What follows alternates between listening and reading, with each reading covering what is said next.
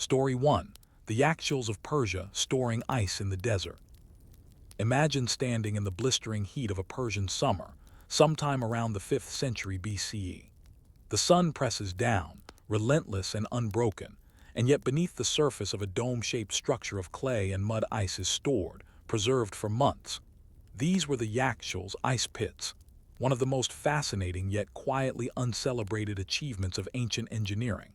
They were not palaces, temples, or battlefields, but they mattered deeply to survival, commerce, and daily life. And their story, while technical and unglamorous, reveals how human ingenuity thrives in the details of necessity. The word Yakhchal itself comes from Persian, yak meaning ice and chal meaning pit. At first glance, these structures resemble large mud brick cones rising from the desert floor. Their surfaces are plain, their colors blending into the earth around them. They lack ornament, yet they embody survival. Their purpose was simple: to store ice through the brutal desert summers. But how could people who lived in one of the hottest, driest climates of the world possibly keep ice for months at a time, long before mechanical refrigeration? The answer begins with the recognition that history is not always about kings and wars. Sometimes it is about walls, pits, water, and the movement of air. Ice in the desert, a seasonal gift. In winter, the deserts of Persia did not remain uniformly hot. Nights could be bitterly cold, dropping well below freezing. Communities made use of these nights, channeling water into shallow, wide pools that froze into thin sheets of ice.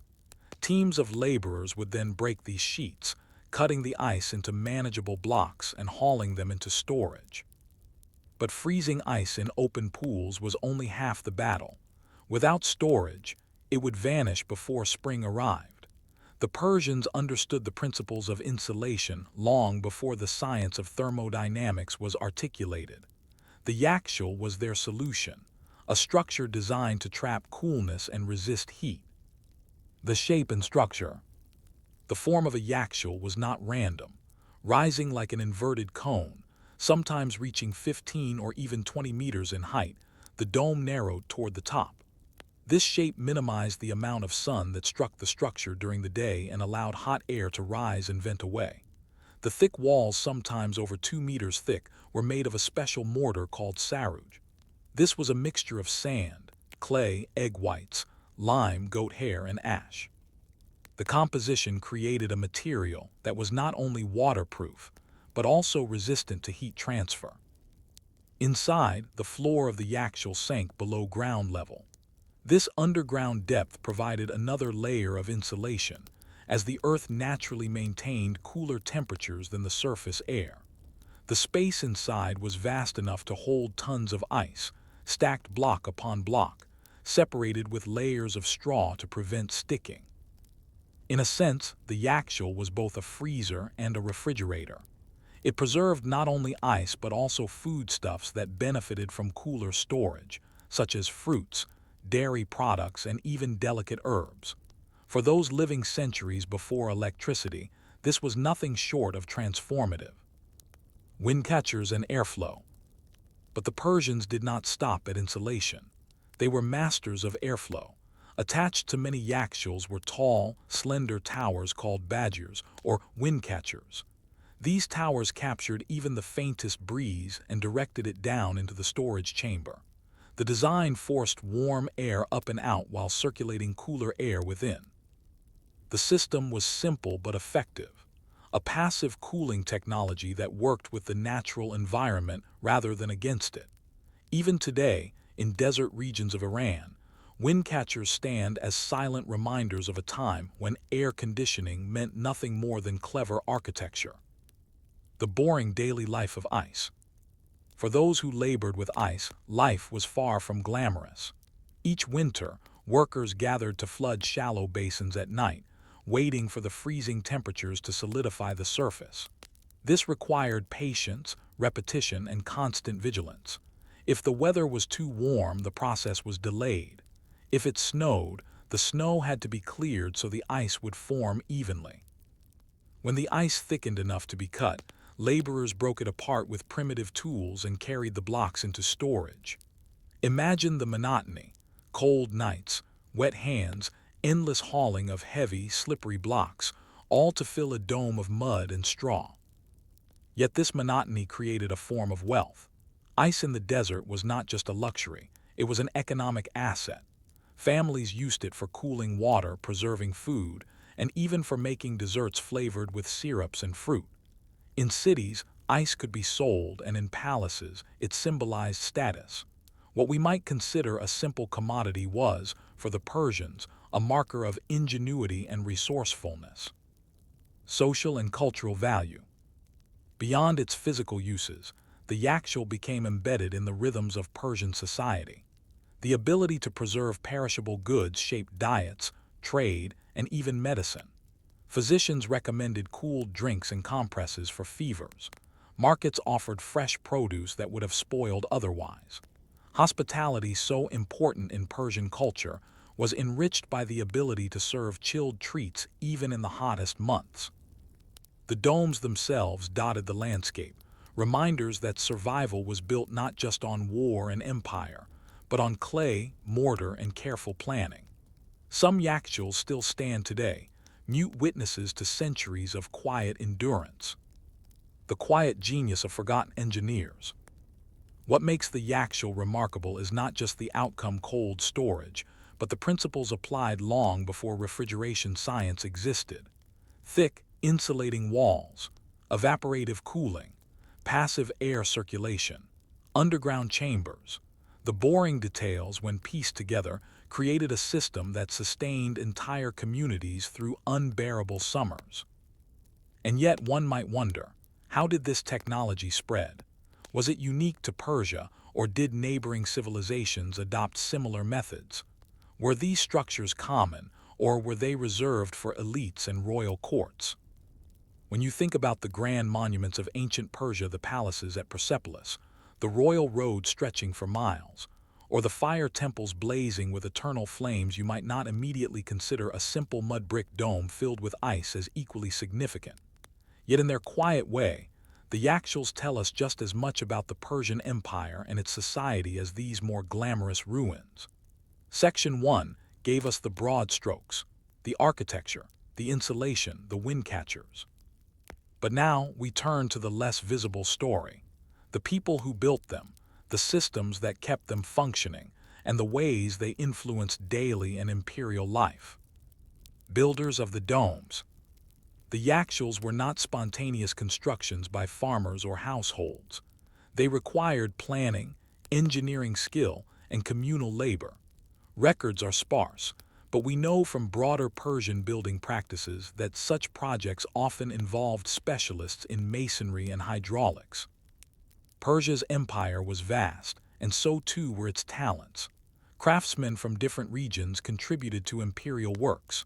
The builders of Yakhchals likely overlapped with those who constructed qanats, the underground channels that transported water from mountain aquifers to towns and fields. The skills were related: knowledge of clay, soil stability, and airflow. If you could dig a qanat that stretched for miles underground, keeping its slope precise enough to allow water to flow gently, you could also construct a dome that would trap cool air and resist desert heat. In fact, the Yakhchals and the qanats were part of the same system. Without reliable water transport, there could be no ice pools to freeze, and without the capacity to store water, there would be no way to feed shallow ice basins in the first place. In this sense, ice was not an isolated luxury, it was the byproduct of a massive hydraulic culture that defined Persian engineering. Maintenance and labor. Building a yakshal was only the beginning. Its usefulness depended on regular maintenance. The thick saruj walls had to be inspected for cracks, which could allow heat to seep in or water to leak out. The wind catchers had to be cleared of debris, and the vents monitored to ensure proper airflow. Laborers returned each winter to refill the ice. This was not the work of one night but of weeks. Imagine the repetitive tasks: filling shallow pools, breaking ice, transporting heavy blocks into the pit, layering them with straw, compacting them, and finally sealing the dome to protect the contents. The workers who undertook these tasks were not famous generals or royal scribes, they were ordinary laborers. Their names are lost, but their rhythm of life can be imagined. In the evenings, they carried water into the basins, waiting for the desert night to freeze it. At dawn, they cut and hauled ice. Day after day, they repeated the cycle until the dome was filled. For them, the ice was not a symbol of elegance but a matter of livelihood. Payment may have been made in grain, coin, or reduced taxes, as was common in other Persian public works. Through their labor, the empire's elite and many ordinary families enjoyed the cooling benefits months later. The economics of ice. To appreciate the importance of Yakhchals, we must understand the economics of scarcity. In a world without mechanical refrigeration, ice was rare in hot climates. In Persia, the ability to preserve ice through the summer months made it a valuable commodity. Merchants could sell ice in urban markets, and its price would naturally rise as the months grew hotter. A block of ice in late summer was worth more than the same block in early spring. This system mirrored other forms of storage economy, such as grain silos or date warehouses. In all cases, the value of preserved goods increased as time passed and scarcity grew. Ice supported more than food and drink. It extended the shelf life of fruits, making trade over longer distances more feasible. A melon or pomegranate stored in a Yakhchal might reach a market weeks later, still fresh enough to fetch a good price. Palaces and elites undoubtedly controlled the best Yakhchals, ensuring that ice was always available for royal feasts or medical needs. But archaeological evidence and travel accounts suggest that some Yakhchals were community-owned, serving entire towns. In these cases, the economic benefits were shared more broadly. Ice and Empire. The Achaemenid Empire, stretching from the Indus Valley to the Mediterranean, thrived not only on military might but on infrastructure. Roads, canals, postal systems all enabled stability. In this light, the Yakhchal fits comfortably within the Persian worldview. It was a small-scale example of imperial philosophy, harnessing natural resources with engineering to create continuity in a harsh environment. Did the presence of ice change politics? Not directly, but indirectly, the ability to provide comfort to elites and stability to communities reinforced loyalty to the empire. Consider the symbolic value of serving chilled drinks at a banquet in Persepolis. To a visiting dignitary, the taste of snow-like ice in the desert heat spoke not only of luxury, but of mastery over nature itself. Moreover, ice could serve military ends. While no explicit records survive of Yakhchal's provisioning armies, it is plausible that ice storage supported garrisons in desert outposts, providing relief during campaigns or ensuring the preservation of certain foods. Empires endure not just through battles but through logistics, and ice was part of that quiet logistical web. Spread of the technology. Was Persia unique in its mastery of ice storage? The answer is both yes and no. Other civilizations had their methods. The Chinese harvested and stored ice in pits as early as the 7th century BCE, and the Romans built ice houses for summer use. But the Persians distinguished themselves by developing large, communal-scale structures in some of the harshest climates on Earth. The design principles, thick walls, underground chambers, wind catchers were refined and adapted over centuries. Later Islamic architecture borrowed heavily from Persian innovations. In medieval Iran, Afghanistan, and parts of Central Asia, Yakhchals remained a common sight. Even into the 19th century, travelers reported seeing them in use. Yet the technology did not spread evenly. In Europe, ice storage evolved differently, relying on underground ice houses insulated with straw, often associated with aristocratic estates. The Persian domes, by contrast, stood in town centers, serving both elites and broader communities. Cultural memory and symbolism. The Yakhchal was not just functional, it became symbolic. In Persian poetry, coolness and ice often represented relief, patience, and endurance. To compare a lover's presence to a breeze or a chilled drink was to evoke a very real sensation in daily life. The availability of ice, made possible by Yakhchals, gave rise to metaphors that shaped language and literature. At the same time, the domes themselves were landmarks. Travelers approaching a town might see the rounded form of a Yakhchal from afar, a silent signal that the settlement had mastered its environment. Much like minarets or water towers in later cultures, these domes became part of the visual identity of Persian towns. Fragility and resilience. Despite their utility, Yakhchals were fragile in the face of neglect. A crack in the wall, an unattended vent, or a poorly sealed dome could ruin months of effort. Communities learned to maintain them with care, for a failed Yakhchal meant a summer without ice, spoiled food, and economic loss. And yet, their resilience is evident. Many Yakhchals still stand, some over 400 years old. Their survival testifies to the effectiveness of their design and the diligence of the people who maintained them across generations. A question of scale. One question lingers. How widespread was access to ice in Persia? Was it a common experience for townsfolk, or mostly an elite privilege?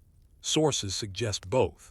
While ordinary people may not have had ice daily, the communal ownership of some Yakhchals indicates that they were not wholly restricted to nobility. A farmer might not taste ice every day, but he might buy a small portion at a market on a festival day. This uneven but real access illustrates a broader theme in history: how technologies of preservation and storage slowly democratize over time. Ice in Persia was once rare, but it became more common as infrastructure spread. In many ways, the story of Yakhchals foreshadows our own relationship with refrigeration, a technology that began as luxury but is now a global necessity. At the close of this section, we understand not only how Yakhchals worked but who made them, why they mattered, and how they shaped the Persian world. Yet the story is still not finished. For all their brilliance, Yakhchals eventually declined. New technologies, changing economies, and colonial interventions altered how ice was produced and distributed. So the question becomes, what happened when the old domes gave way to modern methods? Did the knowledge vanish, or did it adapt into something new? By now, you can picture the silent domes rising above Persian towns, their thick walls protecting blocks of ice through months of sweltering heat. You have seen the laborers carving ice from frozen pools in the winter, the merchants selling chilled fruits in midsummer, and the wind catchers guiding cool air into underground chambers. The Yakhchal was more than a structure. It was a relationship between people, climate, and technology. But like all technologies, it eventually faced decline. Section 3 brings the story full circle, asking how this ancient invention survived, changed, and left its mark on the modern world. The encroachment of modern ice. For centuries, the Yakhchal was unrivaled in Persia and beyond. But by the 19th century, global trade introduced a new player: the ice trade. Ships laden with blocks of ice cut from frozen lakes in New England, Norway, or Russia sailed across oceans, insulated with sawdust. By the mid-1800s, ice harvested thousands of miles away was being sold in India, Egypt, and even parts of the Middle East. Compared to the painstaking local system of freezing, hauling, and storing, imported ice sometimes seemed cheaper and more convenient. In cities connected to ports and railroads, the global ice trade undermined the role of local Yakhchals. Wealthy families could now buy foreign ice delivered directly, bypassing the winter labor of their own townspeople. This was the first wave of decline. The second came with the arrival of mechanical refrigeration in the late 19th and early 20th centuries. Suddenly, ice no longer depended on the weather. Machines could produce it in any season, in any climate, at any scale. The mud brick domes, once marvels of ingenuity, now looked outdated. The quiet disappearance. Yakhchals did not vanish overnight. In smaller towns, where trade routes did not easily reach, they remained useful into the early 20th century. Travelers in Iran, Afghanistan, and Central Asia described seeing them still stocked with ice well into the 1920s. But by the mid-20th century, their role had largely ended. Some domes fell into disrepair. Without maintenance, their thick walls cracked, their underground chambers filled with debris, and their wind catchers collapsed. Others were repurposed, used as barns, storage rooms, or abandoned altogether. Slowly, many communities forgot how to build or maintain them, as modern refrigerators replaced centuries-old traditions. It is a reminder of how fragile practical knowledge can be. What took generations to refine can disappear in a single lifetime if no one passes it on. Archaeology and preservation. In recent decades, however, Yakhchals have returned to attention not as functioning ice houses, but as heritage. Archaeologists and architects have studied their structures, mapping their dimensions, analyzing their mortar, and reconstructing their cooling systems. Some have been restored, not for storing ice but as monuments to human ingenuity. In Yazd, a city in Iran famous for its wind catchers and desert architecture, preserved Yakhchals now attract tourists. They are explained as part of a broader story of Persian adaptation to the desert.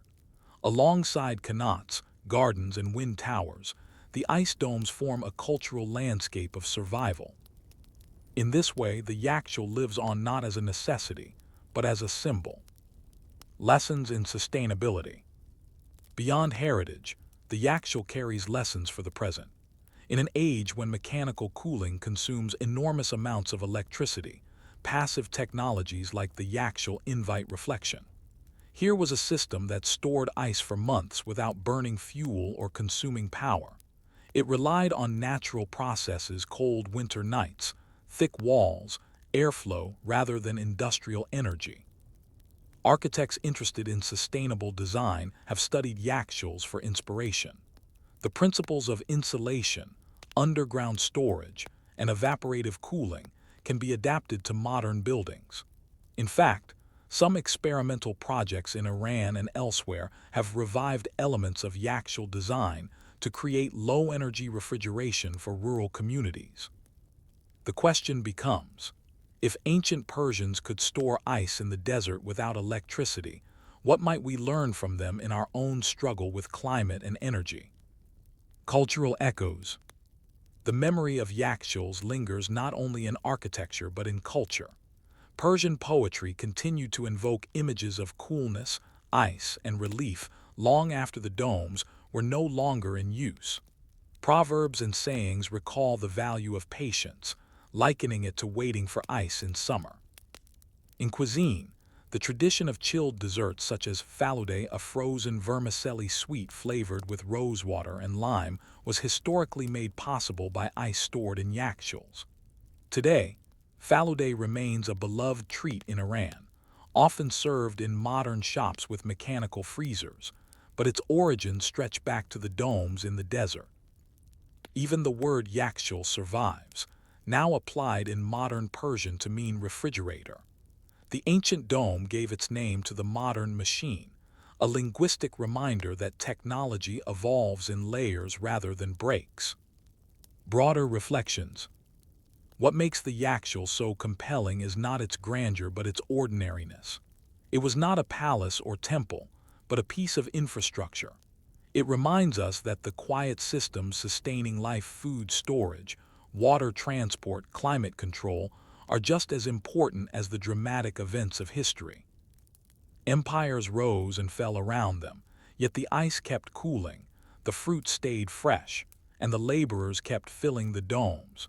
It is a different lens through which to see history, not as a sequence of wars and rulers, but as the patient construction of systems that made survival possible.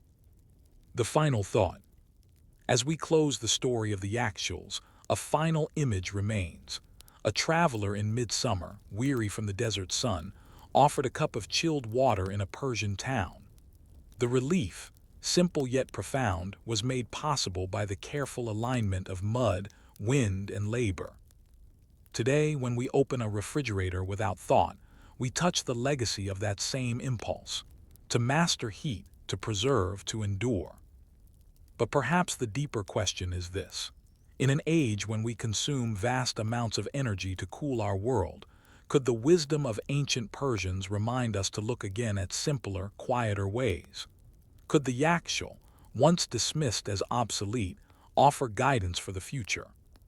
Story 2. Roman Concrete: Why Roads Outlasted Empires.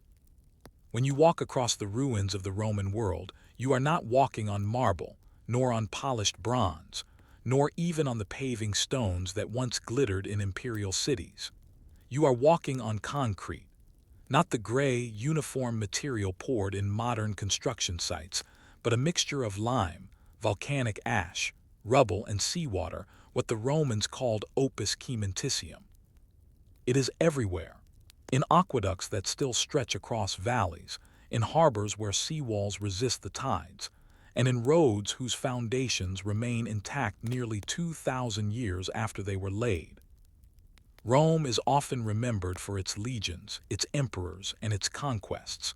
Yet beneath all of that was something quieter but no less transformative, a building material that made the empire physically possible. Without concrete, the Roman world would not have lasted as it did. The birth of Roman concrete. Concrete itself was not an entirely Roman invention. The idea of combining lime and stone to make a binding material was known to earlier civilizations, including the Greeks. But the Romans refined it, standardized it, and applied it on a scale the world had never seen. The breakthrough came when Roman builders discovered the properties of volcanic ash, particularly from the Bay of Naples region. Mixed with lime and water, this ash created a binder that not only hardened but continued to strengthen over time. Unlike many modern concretes, which deteriorate as they age, Roman concrete matured, growing denser as it interacted with moisture. This was not chance but observation. Roman engineers noticed that mixtures using pozzolana, volcanic ash, from certain regions created remarkably durable structures. They experimented, documented, and spread the technique across the empire. By the time of Augustus, Roman concrete had become the backbone of imperial architecture. What was in it? The recipe in its simplest form was lime, volcanic ash, water, and aggregate stones, rubble or broken pottery. The lime was produced by heating limestone in kilns, an arduous process requiring immense fuel. The ash, rich in silica and alumina, reacted with the lime to create a chemical bond stronger than the sum of its parts. For marine works, such as harbors, Roman builders added seawater directly to the mixture. Counterintuitively, this did not weaken the material but made it stronger. Modern scientists have found that seawater triggered the growth of rare minerals within the concrete, such as tobermorite, that reinforced its structure over centuries. In a sense, Roman concrete was alive. It changed and adapted, responding to its environment. That is why ancient harbors in Italy still stand, while many modern piers built only a century ago have crumbled. Concrete and daily life. The significance of Roman concrete was not limited to monumental works. It filtered into every corner of Roman life. Apartment blocks in Rome, called insulae, were built with concrete, rising several stories to house thousands of residents. These were not glamorous buildings but practical ones, made possible by a material that could be poured into molds and hardened into walls.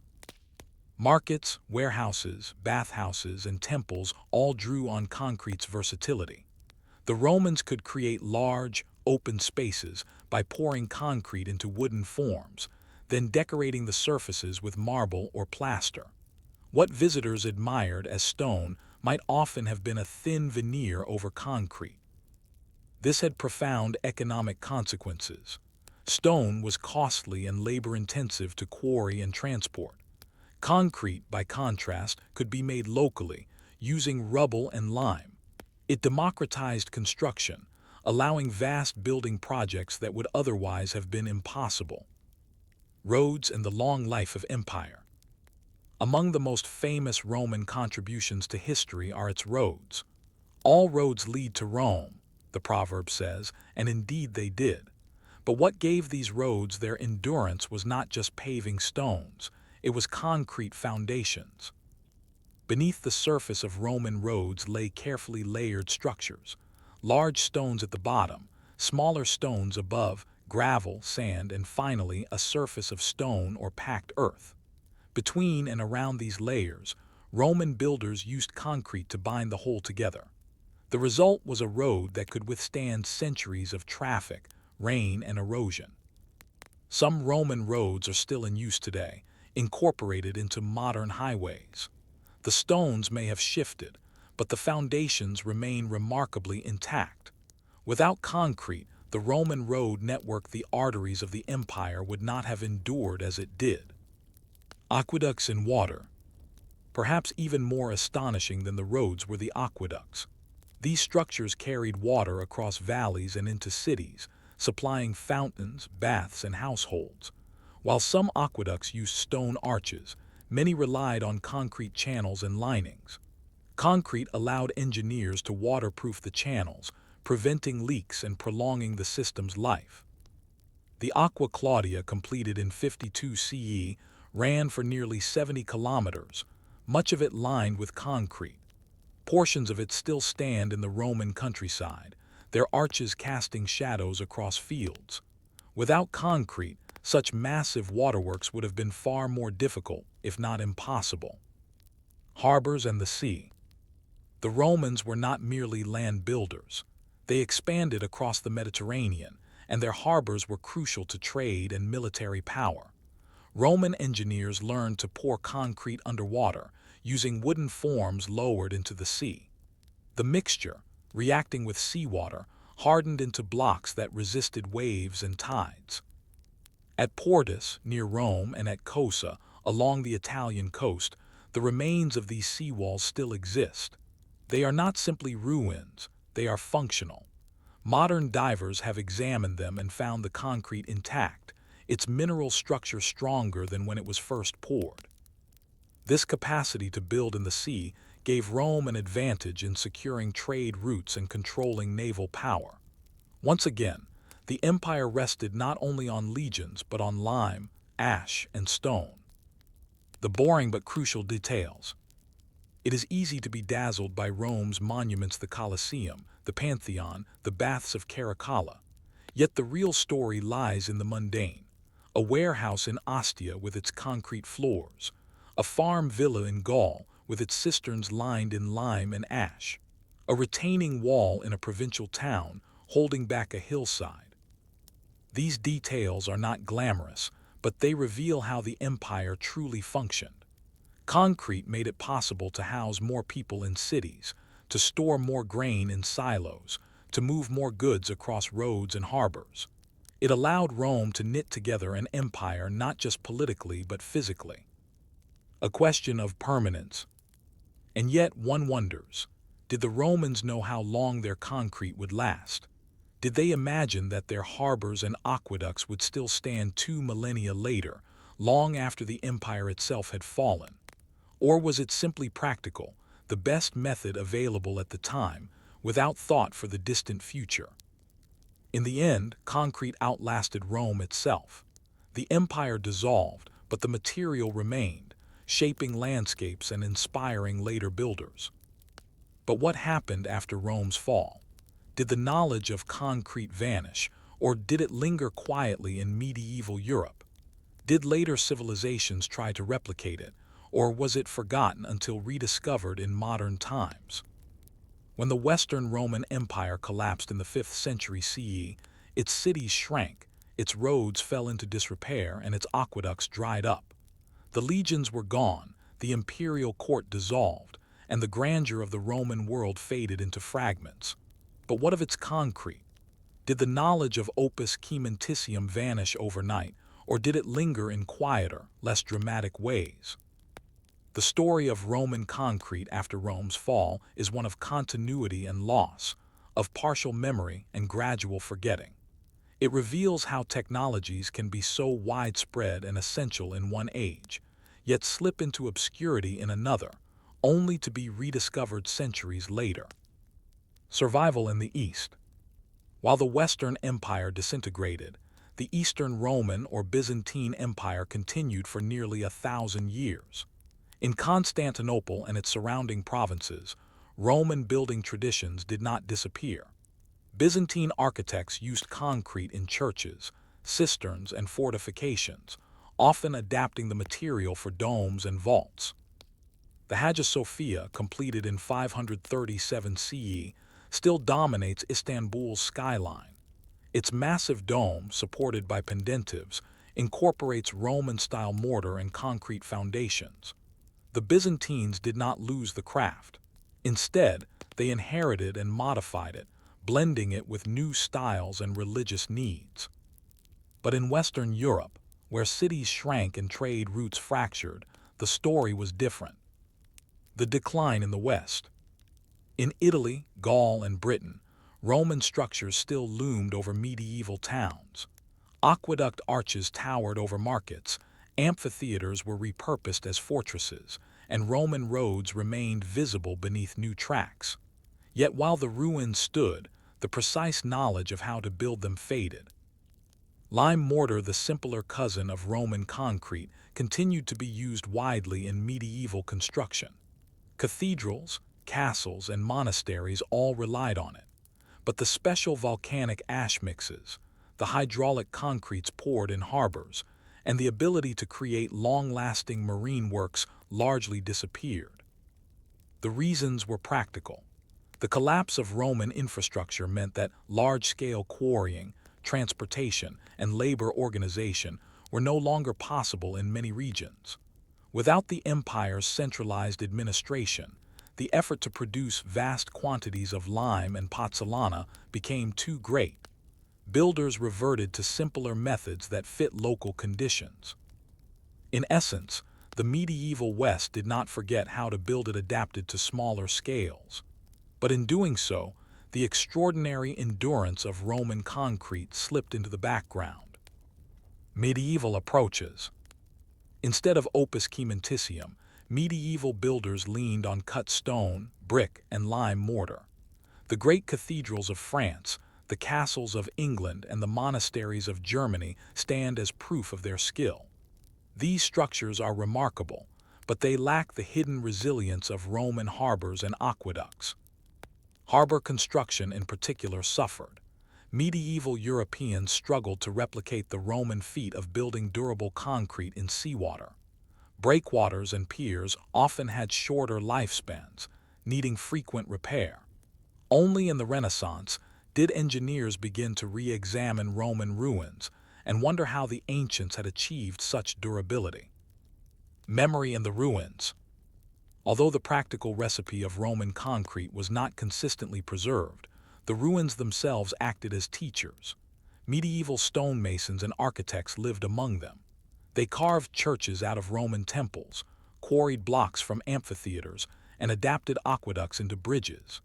Even if they did not replicate the exact chemistry, they absorbed the lesson of scale, that humans once built bigger, stronger, and longer-lasting structures than their own age could manage.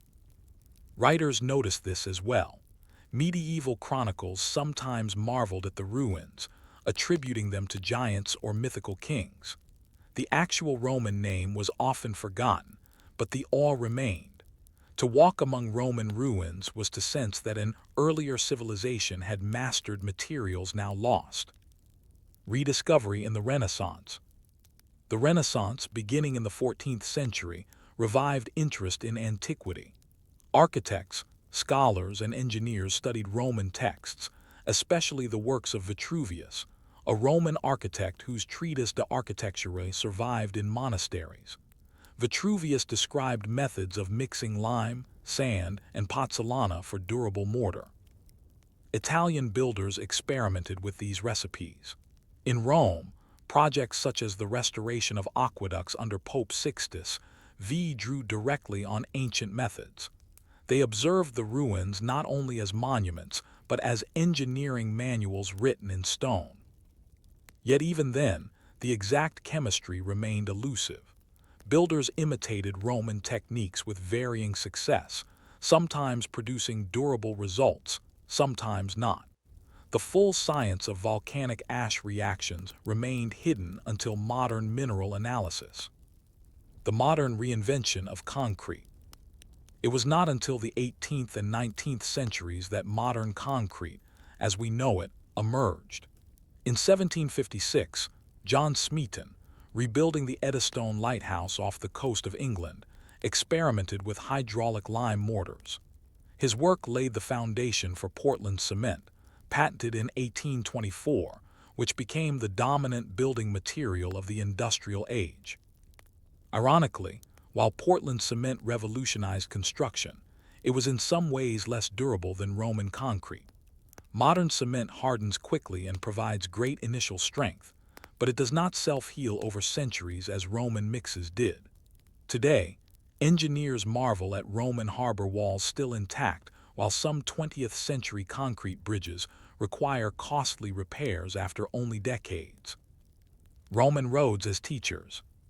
Throughout these centuries of forgetting and rediscovery, Roman roads remained stubbornly present. In England, the Fosse Way and Watling Street guided medieval travelers. In France, the Via Domitia became medieval trade routes. In Italy, the Appian Way, built in 312 BCE, continued to host carts, horses, and pilgrims. For locals, the endurance of these roads was both practical and symbolic. They were reminders that something about Roman building had surpassed the capacities of the present. Even when the recipe for Roman concrete was forgotten, its results shaped daily life. Knowledge lost, knowledge found. The story of Roman concrete's afterlife is a reminder of how knowledge moves through history. It is not a straight line of progress. Skills can be mastered, spread, and then decline, leaving behind ruins that whisper of lost wisdom. Later generations can admire and even imitate without fully understanding. In this sense, Roman concrete mirrors many other technologies: Greek fire, Damascus steel, Incan rope bridges. Each was extraordinary in its time, partially forgotten later, and then reinterpreted in new ways. But Roman concrete has one distinction: it has lasted long enough to be studied scientifically. With microscopes and chemical analysis, modern researchers have unlocked what medieval builders could not: the mineral secrets within the ash and lime. An unresolved puzzle. And yet, even today, the story is not complete. We know why Roman concrete endured, but we do not fully know how consistently it was applied. Did every Roman builder use the same mix, or did quality vary? Were provincial towns as skilled as Roman harbors, or were some projects prone to failure? This leaves us with a question. Was the miracle of Roman concrete a universal feature of the empire, or was it concentrated in regions with access to volcanic ash, like Italy? Did a villa in Gaul have concrete as durable as a pier in Naples? Or did geography shape endurance as much as engineering? We have followed Roman concrete from its origins in the volcanic ash of Italy to its spread across an empire, and from its slow decline after Rome's fall to its partial rediscovery centuries later. But the story does not end in the past. In recent decades, scientists and engineers have returned to Roman ruins not only as historical monuments but as laboratories. They have chipped, sampled, and analyzed Roman concrete, uncovering secrets that even Vitruvius could not fully explain. The results tell us as much about our own world as they do about antiquity. The endurance of ruins. When archaeologists and civil engineers began studying Roman harbor walls in the 20th century, they noticed something remarkable. The concrete was not only intact, it was stronger than when it was first poured nearly 2,000 years ago. In modern terms, this should not have been possible. Ordinary Portland cement, the backbone of contemporary construction, weakens over decades, especially in harsh marine environments. Saltwater corrodes reinforcing steel, cracks expand, and structures crumble. Yet Roman piers stood firm against the Mediterranean waves. The puzzle was clear. How could Roman concrete resist the sea for centuries when our modern materials often fail within decades? Science in the ruins. Microscopic analysis revealed the key. Within Roman marine concrete, scientists found crystalline structures of a mineral called aluminous tobermory. This mineral forms when lime and volcanic ash interact with seawater. Instead of eroding, the Roman concrete healed itself. Cracks allowed seawater in, which then triggered new crystal growth, reinforcing the structure. In effect, Roman concrete was dynamic, not static. It adapted to its environment, slowly strengthening over time. What seemed like a flaw, the infiltration of water, was actually part of the design. This discovery astonished researchers. It meant that Roman builders, without modern chemistry, had created a material that grew stronger with age, the opposite of most modern concretes. Lessons for today. The implications reach far beyond archaeology. Modern construction consumes enormous amounts of energy. Producing Portland cement requires heating limestone to extreme temperatures, releasing large quantities of carbon dioxide. In fact, cement production accounts for nearly 8% of global CO2 emissions. At the same time, modern concrete often lasts only 50–100 years before requiring major repair. Roman concrete offers a tantalizing contrast, a material made with less energy-intensive methods, using volcanic ash rather than pure limestone, and capable of lasting millennia. If modern engineers could replicate it, they might design structures that endure far longer, with a fraction of the environmental cost. Some researchers have even experimented with incorporating volcanic materials into modern concrete mixes, inspired directly by Roman recipes. Pilot projects suggest this could reduce emissions while improving durability. The lesson of the ruins may yet reshape the future. A symbol of permanence. Beyond science, Roman concrete has become a cultural symbol of endurance. The Pantheon in Rome, with its massive unreinforced concrete dome, still inspires architects. The Colosseum, though battered, still stands as a testament to both human ambition and material strength. To walk among these ruins is to confront the possibility of permanence in a world often defined by impermanence. For Romans, durability was both practical and ideological. Their empire sought to project eternity to outlast generations. Their monuments of concrete reflected that ambition. For us, the endurance of those structures forces reflection. What will remain of our own world in 2,000 years? Glass towers, steel bridges, or will the ruins of the 21st century crumble long before those of the first? The quiet infrastructure. Yet once again, it is not the Pantheon or Colosseum that tells the full story.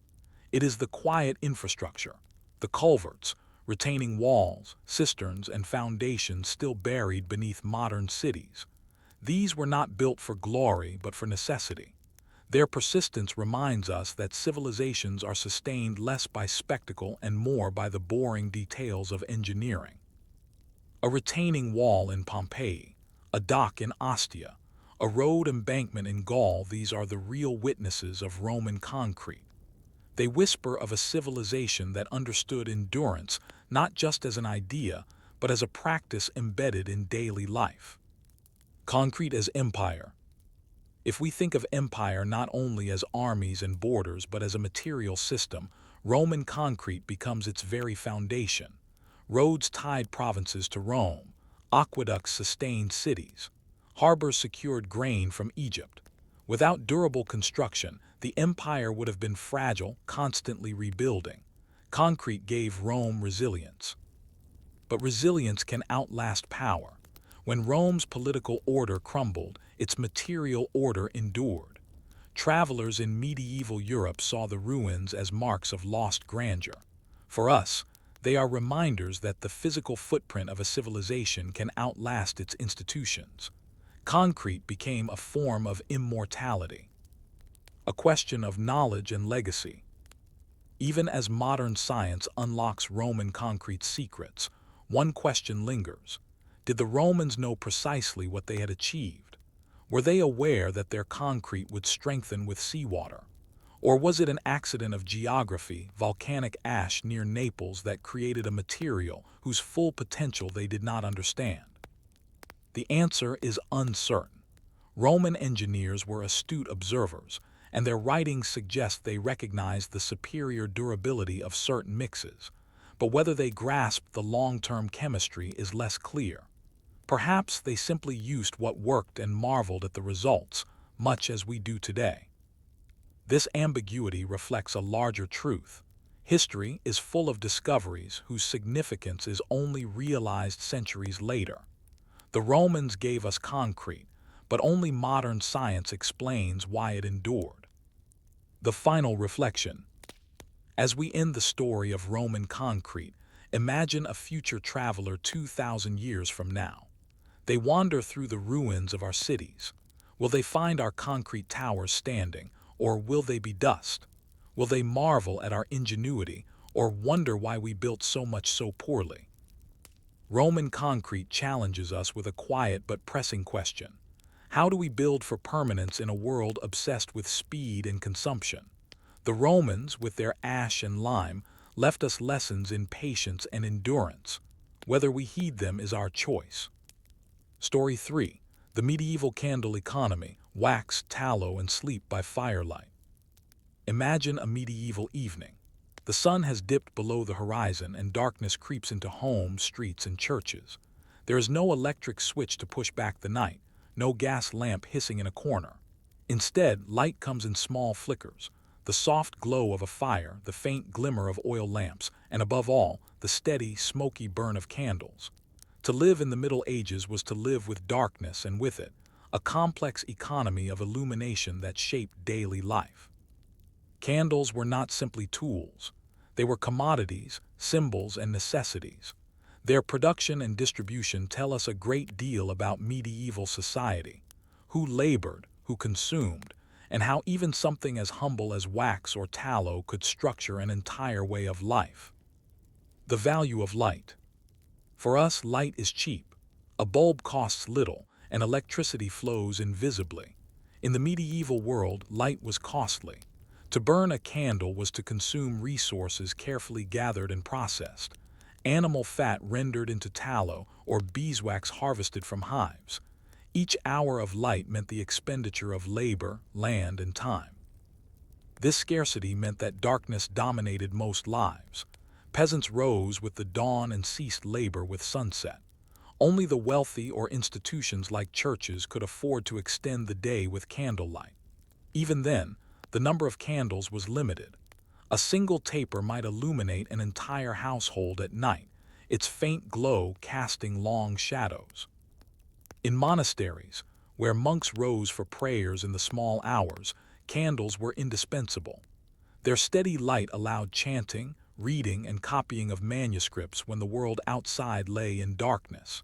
In cathedrals, tall beeswax candles symbolized divine presence, their flames reaching upward as prayers in light.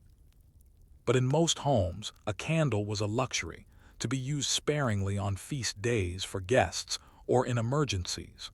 For ordinary evenings, the fire served as both heat and light. Tallow candles, the common flame. The most widespread form of candle in medieval Europe was made of tallow rendered animal fat, usually from cattle or sheep. Tallow candles were relatively cheap, but their quality was poor. They smoked heavily, producing a sour odor that clung to clothes and walls. Their flames guttered easily, and they burned quickly, requiring constant replacement.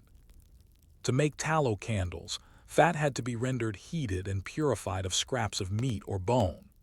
This was messy, smelly work, often done by chandlers, craftsmen whose entire trade revolved around candle production. The chandlers prepared wicks, usually of twisted flax or hemp, and dipped them repeatedly into melted tallow until the desired thickness was reached. The process was repetitive and labor-intensive. A workshop might produce hundreds of candles, yet each represented careful labor. Because tallow was derived from animals, its availability fluctuated with slaughtering cycles and livestock abundance. In lean years, even tallow candles could be expensive. Despite their flaws, tallow candles lit countless medieval nights. They were the light of peasants, of workshops, of taverns, and of poorer churches. Their smoke and smell were part of the texture of everyday life. Beeswax candles, light of the church and nobility. If tallow was the light of the common people, beeswax was the light of the elite. Beeswax candles burned cleanly, without smoke or odor. Their flames were brighter and steadier, lasting longer than tallow, but beeswax was far more expensive. To harvest beeswax, beekeepers maintained hives, often in hollow logs or woven skeps. Collecting wax required skill, as the combs had to be cut, melted, and strained. The supply was limited, and demand was high. Nobles, monasteries, and cathedrals purchased vast quantities for ceremonies, processions, and chapels. The symbolism of beeswax candles added to their value. Bees were associated with purity, order, and the divine. A beeswax candle burning on an altar was not just practical, it was sacred. Church rituals prescribed the number of candles required, sometimes in dozens, for major feasts. Monastic rules carefully recorded how much wax should be allotted to each office of prayer. The expense of beeswax meant that most peasants never burned such a candle in their homes. To see one was to step into a church, where its bright, smokeless flame contrasted with the smoky gloom of tallow candles in taverns or cottages. Light itself became a marker of hierarchy. The chandler's trade. Candle making became an organized craft, particularly in cities. By the 13th century, chandlers formed guilds, regulating production, prices, and quality. They supplied both households and institutions, often operating stalls in markets. The work was seasonal, tied to the slaughter of animals in autumn and the cycles of bees in summer. Chandlers had to manage supplies carefully, storing rendered tallow and wax to meet demand throughout the year. Their workshops reeked of boiling fat, but they provided an essential service. In some towns, chandlers doubled as soap makers, since both trades relied on animal fat. Others specialized strictly in candles, producing standard sizes for churches, households, and public events. The guilds protected the trade, ensuring that chandlers had steady income while consumers received predictable quality. But prices remained high enough that candles were never casual purchases. Each one mattered. Light as a measure of time. Candles did more than illuminate, they measured time. In monasteries, where the hours of prayer structured life, candles served as clocks. A tall candle marked with rings could show the passage of hours as it burned. In households, too, the burning of a candle was a way to track evening tasks. Time itself was consumed alongside the wax. To burn a candle was to spend not only money but hours, each flame shrinking the stock of light available. This awareness shaped habits. Evenings were short, tasks chosen carefully, conversations brief. Nights stretched long, punctuated by small pools of light. Symbolism and ceremony. Beyond utility, candles carried symbolic weight. In weddings, funerals, and processions, candles accompanied key moments of life. A baptism might be marked by a child's candle, a funeral by dozens illuminating the coffin. Each flame signified presence, remembrance, or prayer. The church's reliance on beeswax reinforced this symbolism. Candlelight became a metaphor for the divine, fragile, flickering, yet steadying in darkness. Hymns and sermons likened the faithful to candles, burning with devotion until consumed. Even in secular life, candles were part of celebration. A feast might feature multiple candles on the table, a rare luxury that signaled abundance. Guests would notice not only the food but the brightness of the room, itself a sign of wealth. The unequal geography of light. Not all regions had equal access to candles. In forested areas, households relied more on firewood for light and heat, using candles sparingly. In coastal regions, fish oil lamps sometimes supplemented tallow. In places rich with beekeeping, Wax was more available, though still expensive.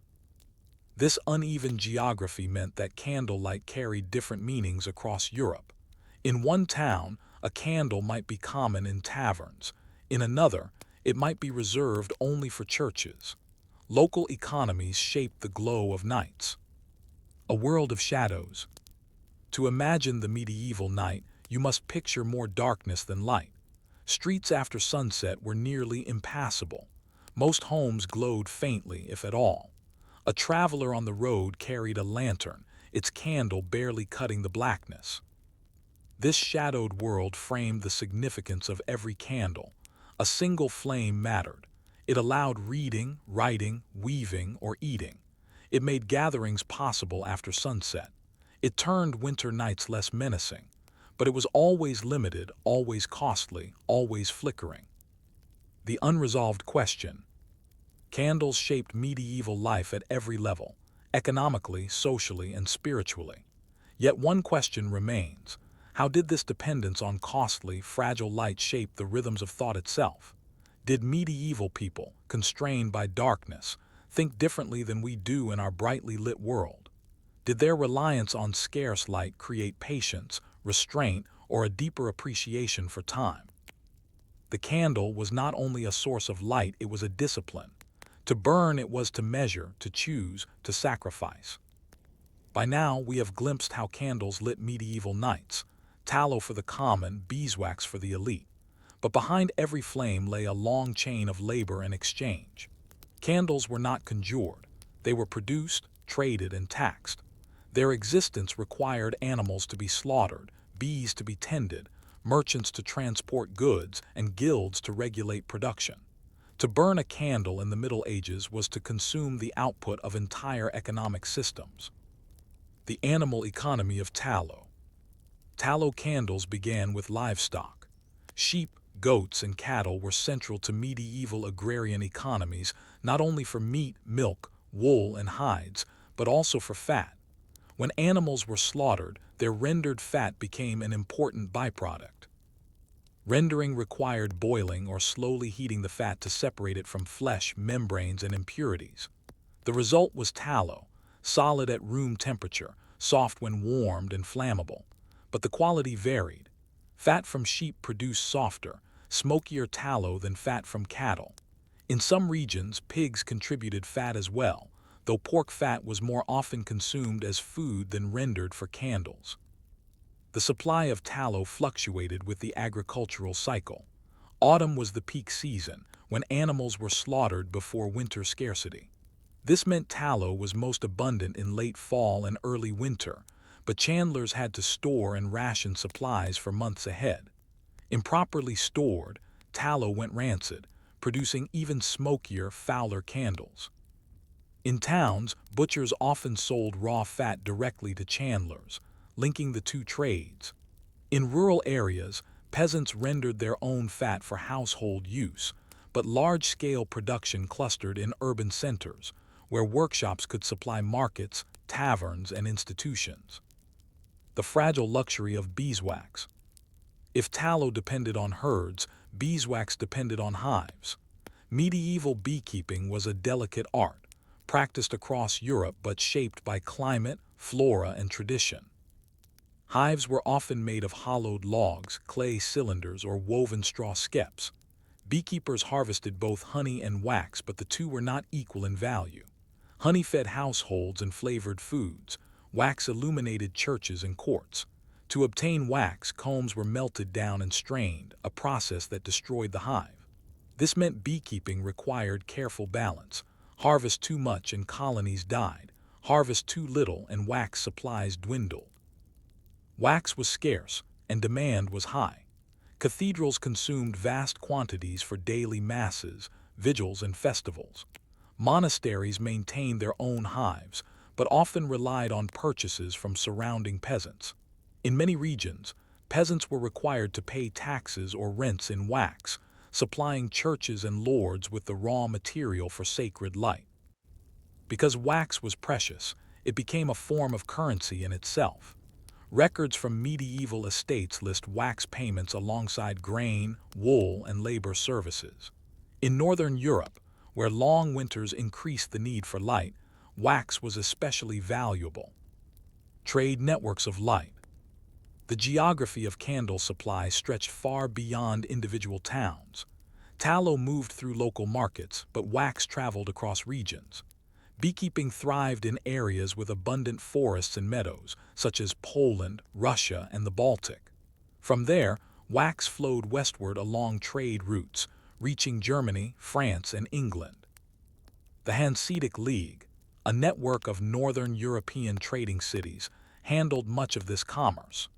Wax shipments from the east filled warehouses in Lübeck, Hamburg, and Bruges, before being sold to cathedrals and royal courts further west. In southern Europe, local supplies from Italy, Spain, and the Mediterranean islands supplemented demand. But even there, wax had to be imported to meet the needs of large churches. The trade was so important that merchants kept careful records, and rulers levied taxes on shipments, recognizing the steady revenue to be gained from the demand for light.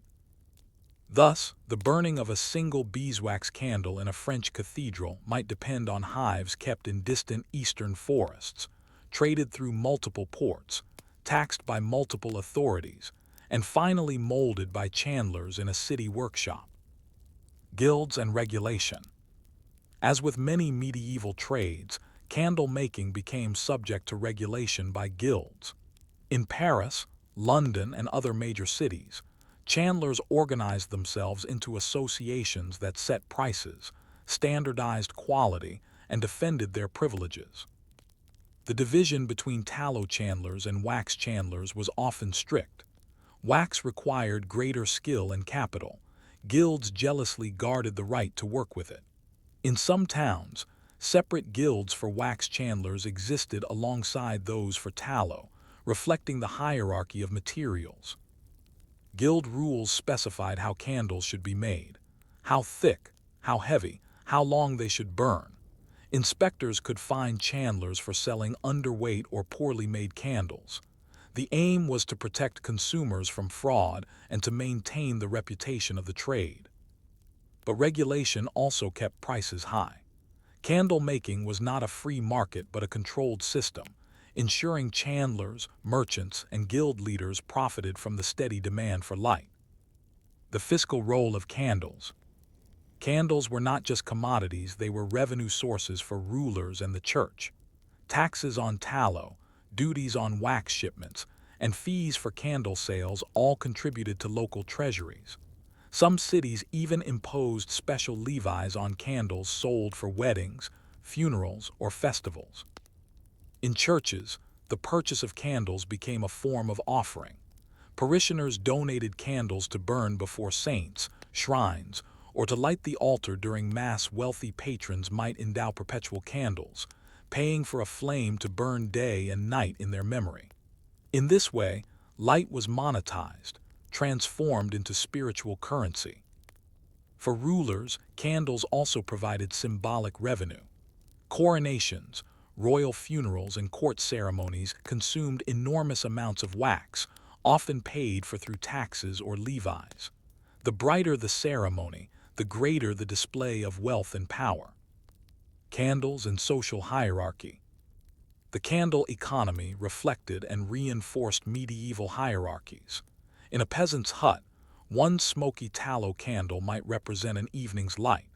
In a cathedral, hundreds of beeswax candles blazed during a festival, consuming more in a day than a village might burn in a year. Light became a visual marker of status.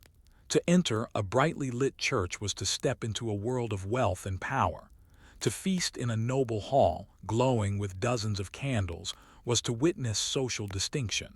In both settings, light conveyed authority. Even within households, the number and quality of candles reflected standing. A prosperous merchant might burn multiple tallow candles at once. A minor noble might afford beeswax for special occasions. Light itself was a language of inequality. The seasonal rhythm of light. Because candle production was tied to agricultural and beekeeping cycles, availability varied with the seasons. Autumn slaughter brought a glut of tallow, while spring and summer bee activity yielded wax. Winter, with its long nights, was ironically the leanest season, when supplies were stretched thin. This rhythm shaped the calendar of light. Feasts around Christmas and Easter often consumed the largest quantities of candles, reflecting both the scarcity and the symbolic importance of light in darkness. The church's festivals aligned with economic peaks and troughs, embedding the candle trade into the cycle of the year. The unresolved question. We can trace the flows of fat and wax, the hands of chandlers and the taxes of rulers. We can map how light moved across Europe, from sheep and hives to altars and tables. But one question lingers. How did ordinary people perceive this economy of light? Did they resent its costs, envy the brightness of churches, or accept the flicker of a single tallow candle as natural order? To understand the medieval candle is not only to understand trade and labor, but to ask how people made sense of inequality etched in light itself. In the Middle Ages, to burn a candle was to shape time itself. Light was scarce, expensive, and fragile, yet it illuminated the hours of prayer, work, and sleep. The rhythms of medieval life were inseparable from the rhythms of flame. To understand how people lived in darkness is to glimpse a world both unfamiliar and strangely ordered, one where each candle measured out the length of a night. The candle and the monastic clock. Monasteries were the keepers of light as much as of learning. Their rules demanded prayer at fixed intervals, matins in the deep night, lauds at dawn, vespers at dusk, compline before bed. Without candles, such discipline was impossible. Monks rose in the dark, shuffling into chapels where beeswax candles burned steadily on altars. Their flames gave constancy to the chanting of psalms. In scriptoria, where manuscripts were copied, candles stood at desks, their wax consumed line by line as monks painstakingly reproduced texts. Here, the candle was not just a tool but a regulator. Time was measured in wax, prayers in flame. A candle half burned marked the midpoint of a vigil, an extinguished one signaled its end. Monastic life was thus calibrated not by mechanical clocks, but by the slow, steady economy of burning wax. The household night. In homes, candles shaped evenings more modestly. For peasants, a single tallow candle might extend the day by an hour or two. Work done by firelight, mending clothes, telling stories, preparing food took place within the radius of that faint glow. Families often rationed their candles carefully. Children might be sent to bed with the setting sun, while parents reserved the candle for tasks that could not wait. In towns, taverns glowed faintly with tallow light, their smoke mixing with ale and voices. To sit by candlelight was to accept limits. Eyes strained in dimness, shadows deepened in corners, and the edge of vision gave way quickly to blackness. It was not illumination as we know it, but a fragile boundary between light and dark. Segmented sleep and the candle's role. Historians studying medieval sleep patterns have noted references to first sleep and second sleep. In a world without abundant artificial light, people often went to bed soon after dusk, slept for several hours, then woke in the middle of the night for a period of quiet wakefulness before returning to slumber. During this midnight interval, candles played an essential role. Families lit a small taper for prayer, quiet work, or conversation. Some used the time for reflection, intimacy, or tending to chores. The flicker of a single candle transformed the long night into segments, breaking darkness into manageable portions. Thus, the candle did not merely extend the day, it structured the night, making wakefulness possible within deep darkness. Candles and safety. Candles brought not only light but risk. Tallow dripped, flames guttered, and fires spread quickly in timbered houses. Medieval towns were crowded with flammable materials: thatch, straw, wooden beams. Regulations in some cities required candles to be extinguished before sleep, a rule not always obeyed. Household fires often began with an overturned candle. Entire neighborhoods could burn because of a single taper left unattended. This risk made candles both precious and dangerous, a duality that shaped habits of caution. To light a candle was to accept responsibility for safety. Rituals of light. Candles also marked transitions in life. Baptisms, weddings, funerals all involved light. At funerals, candles surrounded the coffin, their flames symbolizing the soul's passage. At weddings, candles signified union. At Easter, the great Paschal candle was lit, representing resurrection and renewal. Each ritual consumed wax, reinforcing both symbolism and economy. A noble's funeral might burn hundreds of pounds of wax, while a peasant's might see only a single taper. Even in death, light reflected social hierarchy. Public light and civic order. Beyond households and churches, candles shaped public order. In some towns, authorities required lanterns with candles to be carried after dark. This provided both safety and surveillance, as moving points of light revealed who walked the streets. Festivals and processions filled cities with candlelight. On feast days, processions of clergy, guilds, and townsfolk carried candles through streets, transforming night into moving rivers of flame. For brief moments, darkness gave way to brilliance, funded by collective contributions of wax. But such brightness was rare.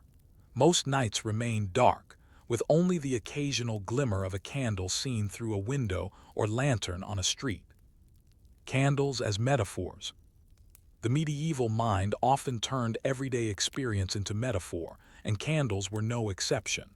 A burning candle symbolized life itself, brief, flickering, consumed steadily until nothing remained. Sermons invoked the candle as a lesson in mortality, each person a flame, bright for a moment, then extinguished.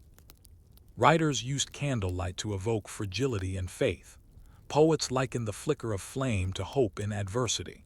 Mystics described divine truth as light in darkness. The candle was not only practical but spiritual, its small flame a bridge between the material and the eternal. Comparing worlds of light. To us, medieval life seems unbearably dim.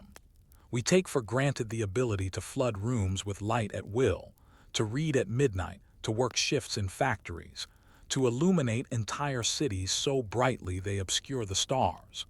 But for medieval people, darkness was not merely absence, it was the natural condition of life.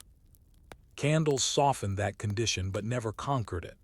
The night remained dominant, a force that shaped schedules, fears, and imaginations. People moved more cautiously, thought differently about time, and accepted limits we hardly notice. If we compare their world to ours, one lesson emerges. Light is not neutral. Its abundance or scarcity changes how humans live, think, and relate to each other. The final reflection. As we close the story of medieval candles, imagine the scene. A family huddled around a smoky tallow taper, the flame trembling with every draft. Shadows loom on the walls, the rest of the room swallowed in darkness. Time is measured in inches of melting wax. Soon the candle will gutter out, and the family will yield again to night. Or imagine a cathedral on Easter, blazing with hundreds of beeswax candles, their golden flames rising like a sea of stars. The wealth of the church shines not only in stone but in light, purchased through trade, taxes, and labor reaching across continents. From hut to cathedral, candlelight carried meaning, order, and hierarchy. It was fragile, costly, and precious. And it raises a question for us. In our age of constant illumination, have we lost something of the humility that comes from living in darkness, with only a small flame to guide us?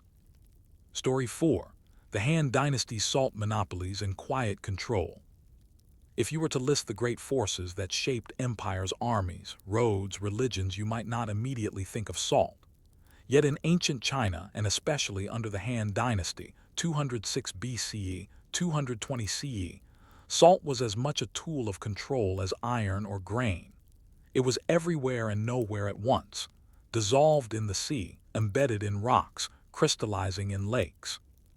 Essential for survival, for preserving food, and for sustaining armies, salt became not just a dietary need but a foundation of imperial policy. The Han rulers recognized something profound. By controlling salt, they could control people. And so, through monopolies, taxation, and administration, the empire turned a mineral into a mechanism of governance. The necessity of salt. Salt is so ordinary today that we hardly notice it. But in antiquity, its value was immense. Human beings require sodium to survive. Without it, muscles weaken, nerves fail, and life itself falters. In agrarian societies where diets leaned heavily on grains and vegetables, salt was the primary supplement that made survival possible. But salt was more than a health necessity.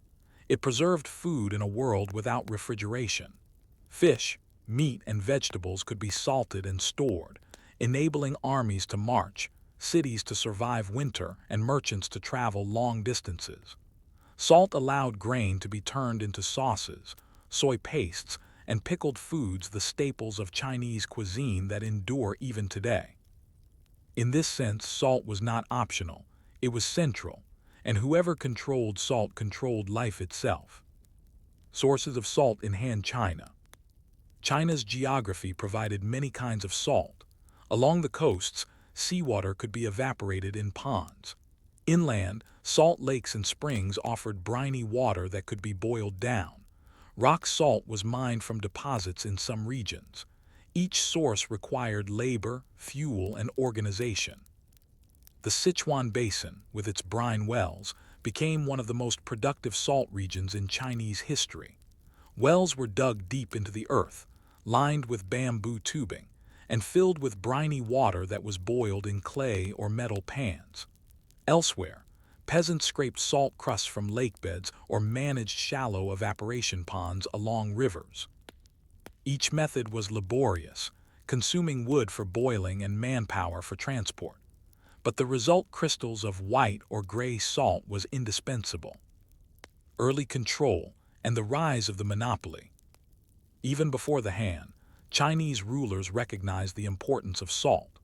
Records from the Warring States period, 5th–3rd centuries BCE, describe states taxing salt production to fund armies. But it was under Emperor Wu of Han, r. 140–187 BCE, that salt became a fully fledged imperial monopoly. In 119 BCE, the Han court established state control over salt and iron. Private producers were forbidden from operating independently. Instead, the state organized production, distribution, and sales, ensuring that revenue flowed directly into imperial coffers. The reason was simple. Wars against the Xiongnu nomads in the north demanded massive funds. Grain taxes were insufficient, and coinage could not be debased without risk. Salt, consumed by everyone and needed everywhere, provided the perfect source of revenue. How the monopoly worked. The Han state appointed officials to oversee salt production. State workshops managed wells, pans, and evaporation ponds. Laborers, sometimes free and sometimes coerced, worked under supervision. Once produced, salt was transported along official routes to government depots, where it was sold to merchants at fixed prices. These merchants then distributed salt to towns and villages. But unlike in free markets, their role was constrained. They could not set prices freely, and they were often chosen by the state for their loyalty or ability to provide services in return. Through this system, the government extracted wealth not by raising visible taxes, but by embedding control in a daily necessity.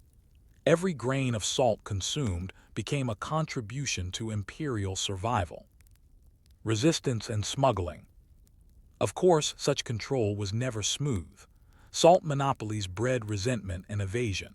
Smuggling became a constant problem. Farmers near lakes or coasts might quietly scrape salt for their own use or sell it illegally. Merchants might transport contraband salt to avoid state depots. The Han state responded with harsh penalties. Officials cracked down on unauthorized salt, punishing smugglers with fines, confiscations, or forced labor. Surveillance of salt routes became part of imperial administration. Yet the very need for such enforcement reveals the tension. People understood salt as a natural resource, while the state treated it as imperial property. Salt and social inequality. The monopoly also deepened social divisions. Wealthy merchants, often chosen by the state to handle salt distribution, grew richer, while peasants bore the cost of higher prices. Critics in the hand court argued that monopolies burdened the poor and concentrated wealth among a few families. Indeed, debates about salt filled the hand court. In 81 BCE, officials convened a famous conference known as the Discourses on Salt and Iron.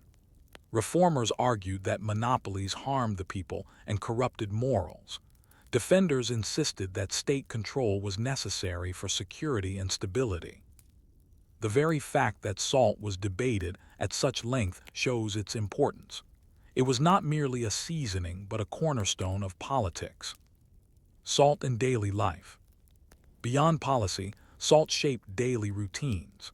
Families rationed their salt carefully, using it to flavor grains, preserve vegetables, and make sauces.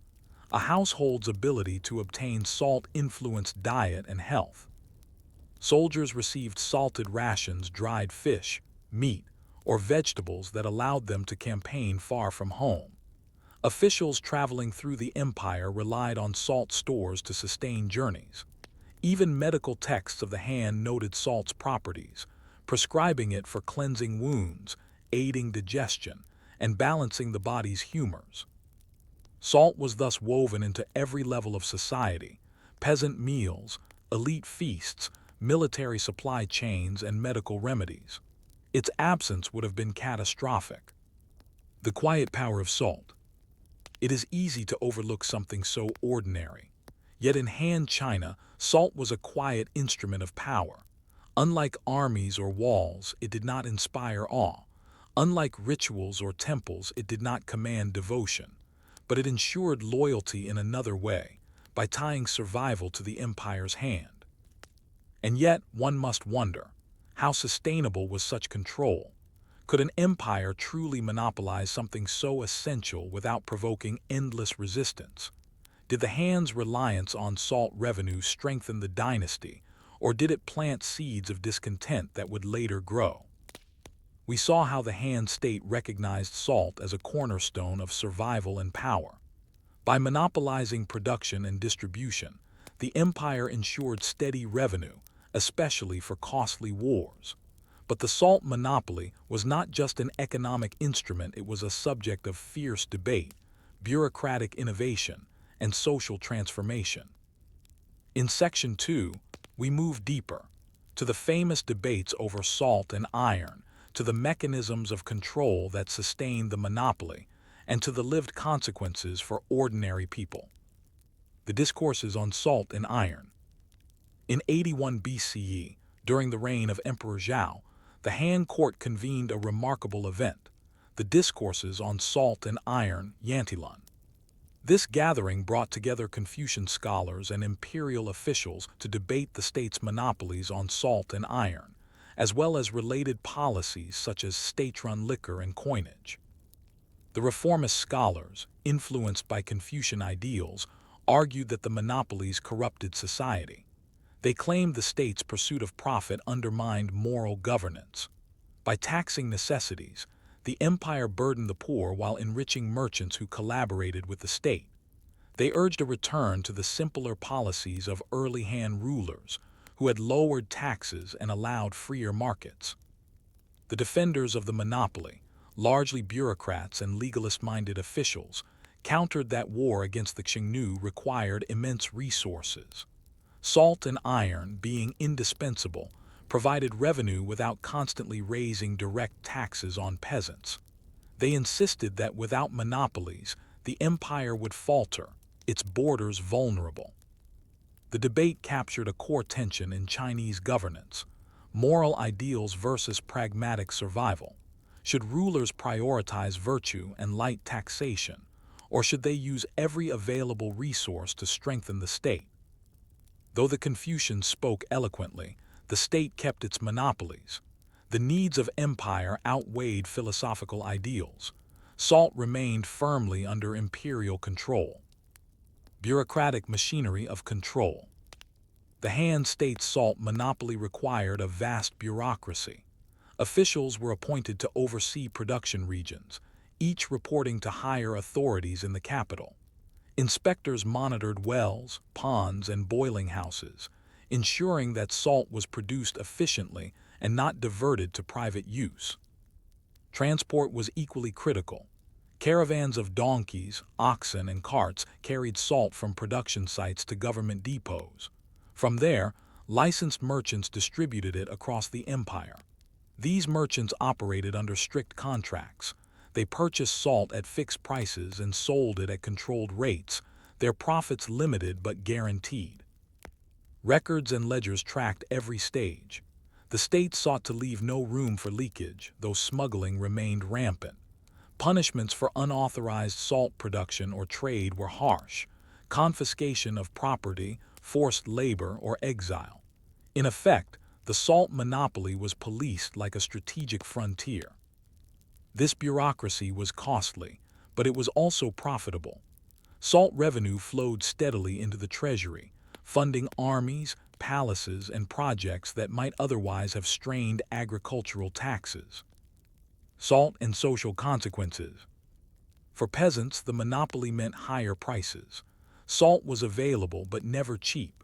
Families had to weigh carefully how much to buy, often rationing their supply. Salted fish or pickled vegetables stretched grain diets, but abundance was rare. Merchants, on the other hand, could benefit. Those selected by the state to handle salt distribution gained wealth and influence.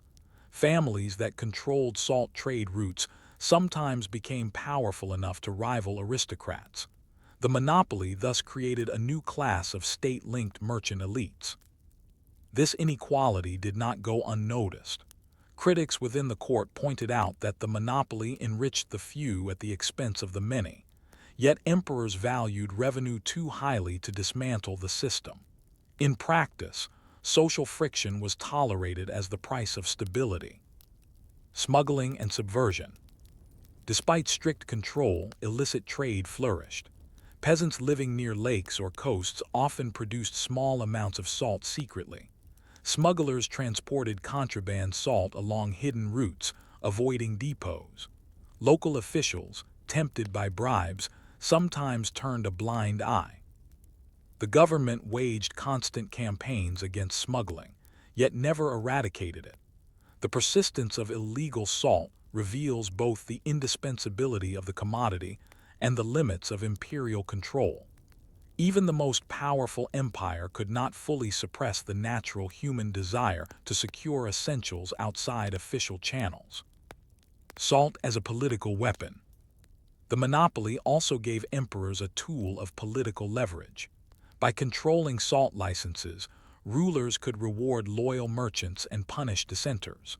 Families favored with distribution rights became allies of the throne. Those cut off faced ruin. This intertwining of salt and politics blurred the line between economy and governance. A merchant's fortune depended not on free competition, but on imperial favor. The salt monopoly thus reinforced centralized power while binding wealthy elites to the state. The irony of iron and salt. The inclusion of iron alongside salt in the monopoly added another layer. Iron, used for tools and weapons, was equally indispensable. Like salt, it generated wealth and attracted state control. The pairing of salt and iron in debates highlighted the duality of governance. One resource fed the body, the other armed the empire. But salt carried a unique intimacy. While iron tools could be hoarded and iron weapons reserved for soldiers, salt touched every meal, every family, every day. Its monopoly penetrated deeper into daily life than perhaps any other policy. Salt in culture. Beyond economics, salt held symbolic meaning. It was associated with purity and preservation. In some rituals, salt was used to ward off evil or cleanse spaces. Its presence in medicine added to its cultural resonance. Texts from the Han and later dynasties note the role of salt in balancing bodily humors. Physicians prescribed it for digestion, eye conditions, and even as an antiseptic. This medical dimension reinforced its necessity, binding health to state control. The larger question. By the end of Emperor Wu's reign, the salt monopoly was firmly entrenched. It survived criticism, smuggling, and social tensions because it fulfilled a simple truth. The empire needed salt as much as its people did. But here lies the paradox. By monopolizing salt, the state secured revenue and strengthened its armies. Yet it also burdened the poor, enriched elites, and invited constant resistance. Was the monopoly a source of stability or a hidden fracture in the empire's foundation? By the end of the Han dynasty in 220 CE, the salt monopoly was more than an administrative experiment. It had become a model for how states could transform daily necessities into tools of governance. The story of salt did not end with the fall of the Han. Rather, it continued across dynasties, embedding itself into the DNA of Chinese governance for centuries to come. To trace this legacy is to see how a pinch of salt could underpin empires, stir resistance, and reveal the hidden structures of power. After the Han, continuity and change. The collapse of the Han ushered in centuries of division the three kingdoms, the Jin, the northern and southern dynasties. Yet even in fragmentation, the idea of state control over salt endured. Successor regimes recognized that salt provided steady revenue in ways that land taxes could not. Some dynasties relaxed the monopoly, allowing private production under taxation. Others reasserted direct control. But the principle remained. Salt was too valuable to leave unregulated. Even amid war and instability, rulers clung to salt as a lifeline for their coffers. The Tang dynasty and expansion of control. Under the Tang dynasty, 618–907 CE, the salt monopoly reached new sophistication. Facing fiscal crises in the 8th century, the Tang government expanded its reliance on salt revenue. Officials developed what became known as the salt and iron system, whereby the state produced salt and sold it at inflated prices through licensed merchants. This method provided nearly half of the dynasty's tax revenue at certain times. It allowed the Tang to fund armies and administration without excessively burdening peasant land taxes. But it also widened inequalities. Merchants grew immensely wealthy, while ordinary people struggled with high salt prices. The persistence of the monopoly across centuries highlights its effectiveness. Empires rose and fell, but salt remained constant. The Song dynasty and commercialization. The Song dynasty, 961–279 CE, brought new layers of commercialization. The state maintained the salt monopoly, but distribution became more complex. Merchants purchased government salt certificates, essentially licenses to trade. These certificates themselves became commodities, bought and sold in secondary markets. This system tied salt into the expanding money economy of the Song, linking it with paper currency and commercial growth. Salt revenue once again proved essential, funding the dynasty's defenses against northern threats.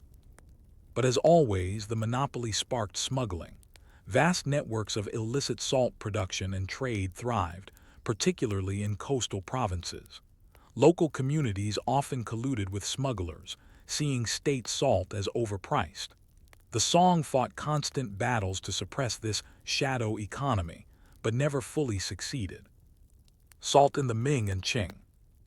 By the Ming, 1368–1644, and Qing, 1644–1912 dynasties, the salt monopoly had become an institution stretching back over a millennium. Regional salt districts were firmly established, each with designated production sites and distribution systems. The state appointed powerful salt merchants to oversee transport and sales, binding commercial elites to imperial power. In the Qing, salt revenue remained crucial, though corruption and inefficiency plagued the system. Merchants hoarded salt, bribed officials, and manipulated certificates. Smuggling reached extraordinary levels. Still, the monopoly survived, a testament to its fiscal importance. When Western observers arrived in the 18th and 19th centuries, they marveled that salt, a substance so common in their own economies, remained such a linchpin of Chinese governance. To them, it seemed archaic. To the empire, it was indispensable. Comparisons beyond China. The hand salt monopoly was not unique. Across the world, states have often seized control of salt. In ancient Rome, soldiers received part of their pay in salt salarium, the root of our word salary. Medieval states in Europe taxed salt heavily. France's notorious gabelle became a symbol of inequality, fueling resentment that contributed to the French Revolution. In India, British colonial authorities maintained strict control over salt production, forcing peasants to buy taxed salt rather than producing their own. Gandhi's famous Salt March of 1930 protested this injustice, sparking a wave of resistance that helped dismantle colonial rule. Salt everywhere has been more than a mineral. It has been a stage on which struggles over justice, power, and survival have played out. The hidden empire of salt. What makes salt so revealing is its invisibility. Unlike armies or palaces, salt rarely leaves monuments. Its history lies in records of taxes, court debates, and smuggling trials. Yet its influence was vast. By consuming salt, every subject participated in empire. By taxing it, rulers bound survival to sovereignty. In this sense, salt was a hidden empire, quiet, granular, dissolving in food and vanishing in pots, yet carrying the weight of fiscal and political order. Daily life and long memory. For ordinary people, the monopoly meant both frustration and dependence. Complaints about high salt prices recur throughout Chinese history. Smugglers were sometimes viewed less as criminals than as providers, offering cheaper salt to struggling families. Yet even illicit salt tied people to the state, for punishments and enforcement loomed over daily trade. Over centuries, this relationship between salt and state became ingrained. Chinese governance developed a tradition of controlling essential commodities, grain, iron, tea, alcohol, and above all, salt. Each of these drew lessons from the Han model, showing how the empire learned to embed authority in necessities. Reflections on empire and necessity. As we reflect on the salt monopoly, the lesson is clear. Empires do not rest only on grand victories or monumental buildings. They rest also on quiet controls over daily life. Salt, small and granular, shaped the Han dynasty as much as battles or philosophies. The story raises a question for us. What are today's equivalents of salt? Electricity, oil, data. Each, like salt, is invisible in its ubiquity yet foundational to survival. And each, like salt, invites states and corporations to claim control. The Han salt monopoly thus speaks beyond antiquity. It reminds us that power often lies not in the dramatic, but in the mundane, in the substances we consume daily, hardly noticing, yet without which life cannot proceed. Story 5. The Hanseatic League's beer and grain trade, brewing stability in the Baltic. When we think of medieval trade, we often imagine spices from the east, silks carried along caravan routes, or precious metals mined in distant lands. Yet the Hanseatic League, that loose but powerful alliance of northern European trading cities from the 13th to the 17th century, flourished not primarily on exotic luxuries, but on the commerce of the ordinary. Grain to feed cities and beer to quench thirsts. The League's story is not one of caravans crossing deserts or galleons bearing treasure, but of cogs sturdy ships plowing across the cold Baltic Sea, laden with sacks of rye and barrels of ale. It is a history both mundane and monumental, showing how the boring staples of life, bread and beer, could knit together a vast commercial world. The origins of the Hanseatic League. The League began not as a single organization, but as a network of German-speaking merchants seeking safety and mutual advantage. In the 12th and 13th centuries, as towns grew along the North and Baltic Seas, merchants faced piracy, unstable rulers, and harsh competition. By banding together, they secured privileges from kings, dukes, and bishops, rights to trade, exemptions from tolls, and protection for their goods. The city of Lübeck, founded in 1143, became the League's hub. Strategically located where the Trave River met the Baltic, Lübeck controlled access to trade routes from Scandinavia, Russia, and Central Europe. From there, merchants spread outward, connecting more than 200 towns into a loose federation. The League had no single ruler but acted collectively, convening diets, assemblies, to coordinate policy. Its power rested less on armies than on economic leverage. Cities acting in unison could embargo rivals, protect convoys, and demand privileges abroad. Grain, the foundation of trade. At the heart of this trade was grain, particularly rye. Northern Europe's growing towns depended on reliable food supplies, and grain moved in vast quantities across the Baltic. Regions like Prussia and Livonia, modern Poland and Latvia, produced surpluses, which were shipped westward to feed urban populations in Germany, the Low Countries, and Scandinavia. Grain trade was not glamorous, but it was essential. Without it, cities starved. Merchants bought grain at harvest, stored it in warehouses, and shipped it when demand was highest. Prices fluctuated with weather, wars, and harvest yields, making grain both a staple and a speculative commodity. The League's dominance in grain gave it leverage over rulers. A city or kingdom that defied Hanseatic merchants could find its food supply threatened. In this way, rye and wheat became instruments of power as well as sustenance. Beer, more than a beverage. If grain was the foundation, beer was its transformation. Medieval beer was not just a drink of pleasure, it was a necessity. Water sources in cities were often unsafe, carrying disease. Beer, brewed with boiled water, malted grain, and hops or herbs, provided a safe, nourishing alternative. Beer varied by region. In the Low Countries, hopped beer became increasingly popular, as hops preserved the brew for longer storage and transport. In northern Germany and the Baltic, unhopped ales dominated early on, flavored with gruit, a mix of herbs. Over time, the hop-based beer of cities like Hamburg gained dominance, spreading across Europe. The Hanseatic League became a highway for beer. Grain from Prussia could be shipped to breweries in Hamburg. Barrels of beer could be sent to Scandinavia or the Low Countries. Beer was bulky but profitable, and its constant demand made it a steady trade good. Brewing itself became a major industry in Hanseatic cities. Hamburg, by the 14th century, was exporting thousands of barrels annually.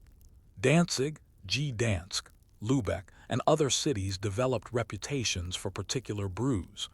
Beer was both local identity and international commodity. The cog, workhorse of the Baltic.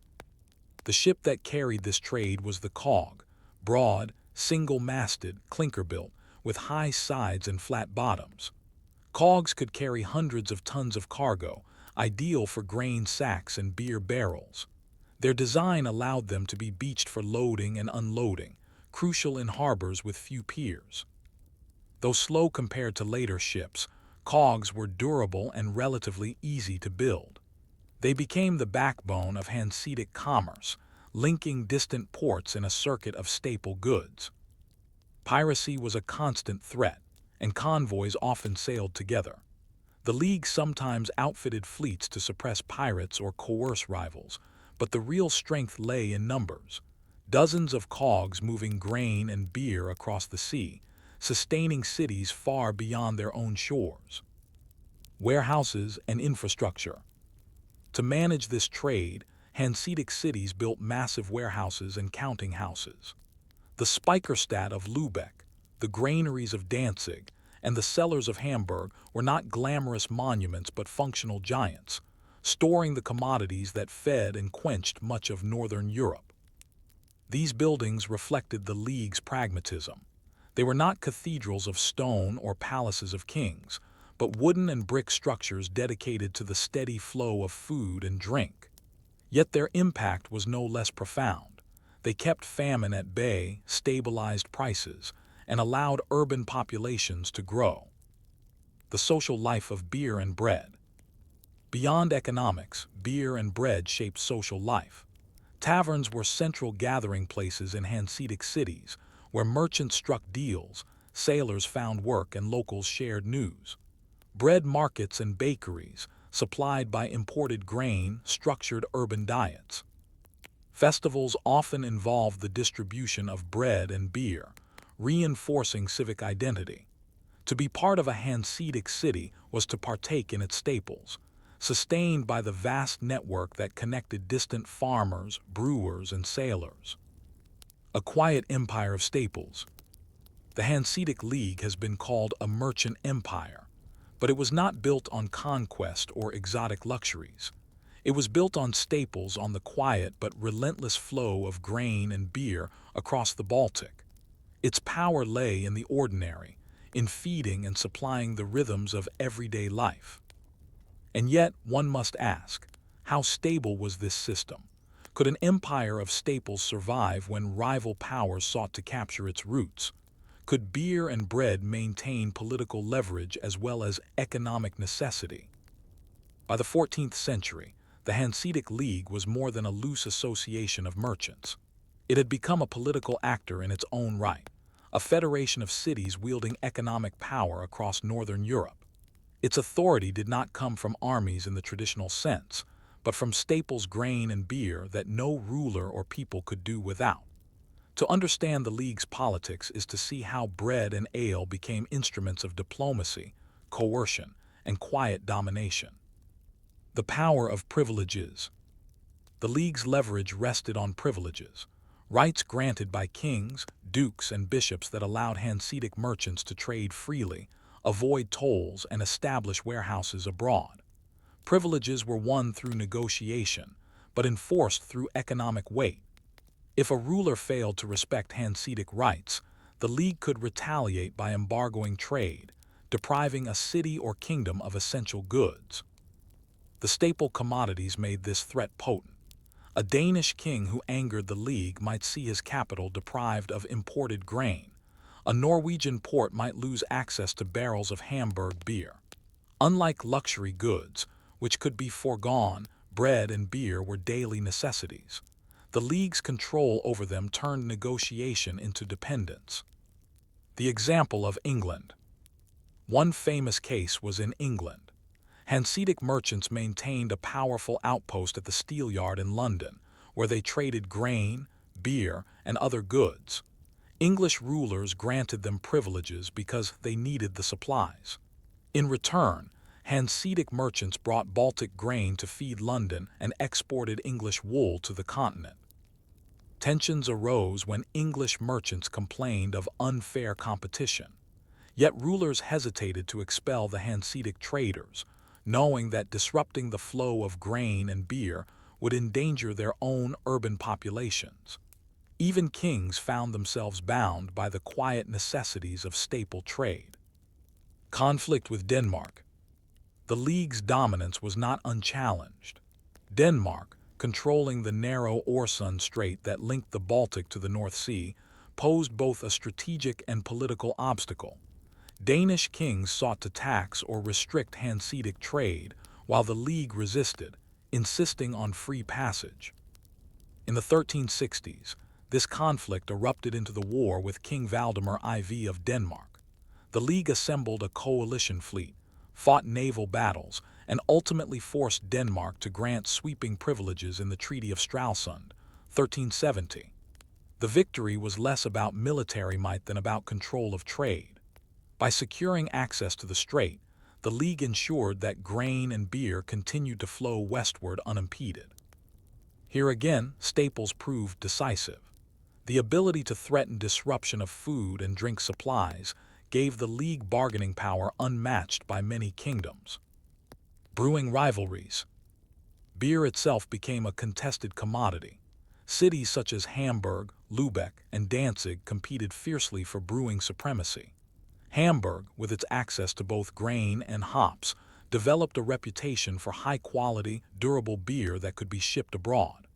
By the late 14th century, it was exporting hundreds of thousands of barrels annually, reaching markets as far as Scandinavia and the Low Countries. This dominance created tensions within the League. Smaller brewing towns complained of Hamburg's influence, while rival powers sought to capture the trade. Yet the League's collective agreements often protected brewing cities, ensuring that the flow of beer remained a source of collective wealth. Beer thus became both a unifying and divisive force, unifying in external trade, divisive in internal rivalries. Grain as a political lever. If beer was a symbol of identity, grain was the true lever of power. Cities like Danzig controlled vast warehouses where rye from the Polish hinterlands was stored before being shipped abroad. In years of poor harvests in Western Europe, Hanseatic grain became indispensable. The League could, and sometimes did, restrict exports to drive up prices or force concessions. Grain embargoes became a weapon in negotiations with rulers who threatened Hanseatic privileges. No king wanted riots in his capital because bread had grown scarce. This leverage reveals how the most basic of goods could be more powerful than armies. The ability to feed or starve urban populations gave Hanseatic merchants extraordinary influence. The Hanseatic Diets. The League coordinated these policies through its diets, assemblies held at Lübeck or other major cities. Representatives debated trade routes, privileges, conflicts, and embargoes. Decisions required consensus, and enforcement depended on cooperation, but the shared interest in staples bound cities together. At these meetings, beer and grain were constant topics. Should Hamburg's beer be favored in certain markets? Should Danzig limit grain exports to punish a hostile prince? Such questions might sound mundane, but they carried the weight of international politics. The diets reveal the League's unusual character. Neither a state nor a mere guild, but something in between, a federation sustained by the flow of ordinary goods. Resistance and smuggling. Despite its strength, the League could not control everything. Smuggling of grain and beer flourished, as merchants sought to bypass official routes or avoid League regulations. Rival ports outside the League offered alternatives. The Dutch, in particular, began to challenge Hanseatic dominance in the 15th century, developing their own shipping networks and competing in grain trade. This competition exposed the fragility of the League's power. Its dominance depended on cooperation and monopoly. Once rivals found ways to ship grain and brew beer more efficiently, the League's grip began to loosen. The social meaning of Hanseatic trade. Beyond politics, the League's staples shaped everyday lives across Northern Europe. A barrel of Hamburg beer in a Norwegian tavern, a loaf of bread in a London market, or a rice shipment arriving in Bruges, all were products of Hanseatic networks. For ordinary people, the League's existence was often invisible. They knew their bread came from grain, their drink from barrels, but not necessarily that these goods were tied to a federation of cities across the sea. Yet their dependence on these staples made them participants in the League's quiet empire. The question of stability. By the late 14th century, the Hanseatic League stood at its peak, commanding trade from Novgorod to London. But stability built on staples always carries risks. What happens when new rivals emerge, or when shifts in agriculture change supply? Could the League sustain political dominance when its foundation rested not on armies or dynasties, but on sacks of rye and barrels of beer? By the late 15th century, the Hanseatic League's power was showing signs of strain. For more than 2 centuries, its merchants had dominated the Baltic and North Sea, moving grain and beer with an efficiency that made them indispensable. But history is rarely static. As new powers rose and technology shifted, the League's monopoly over staples began to erode. its story became less about dominance and more about adaptation and, eventually, decline. The rise of the Dutch. The greatest challenge came from the Netherlands. Dutch merchants, based in cities like Amsterdam, developed larger, more efficient ships known as flights. These vessels could carry more grain at lower cost, requiring smaller crews and thus lowering expenses. At the same time, the Dutch pioneered new methods of grain handling. Amsterdam became a hub for bulk storage, with large warehouses that could smooth out fluctuations in supply. The city became the granary of Europe, drawing in Baltic grain that once flowed primarily through Hanseatic ports like Lübeck and Danzig. The Dutch also excelled at brewing. Their hopped beers traveled well, competing with Hamburg exports. Slowly, the Hanseatic League's advantage slipped away. England's growing role. England, too, shifted the balance. While it had long hosted Hanseatic merchants at the Steelyard in London, English rulers and traders increasingly resented foreign dominance.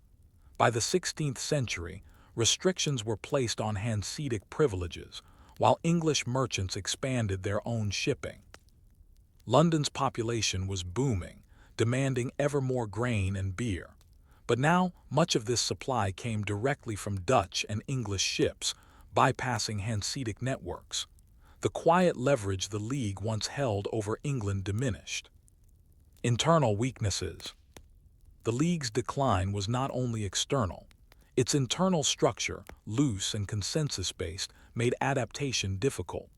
Cities had divergent interests. Danzig focused on grain, Hamburg on beer, Lübeck on transit.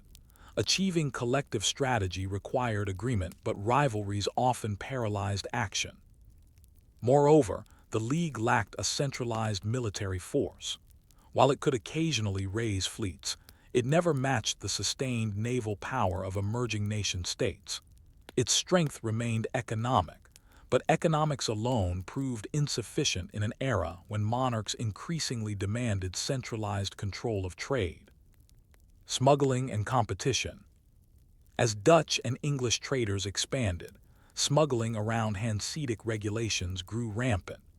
Grain producers in Prussia and Livonia often found it more profitable to sell directly to Dutch merchants than to funnel goods through League warehouses.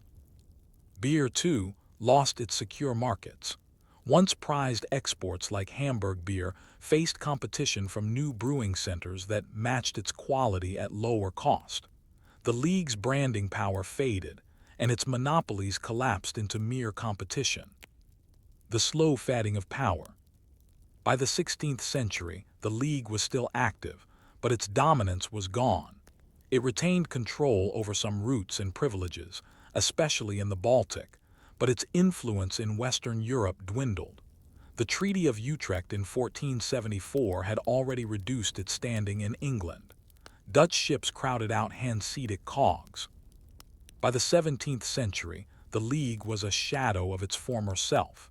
It lingered institutionally until the 19th century, but its golden age was over.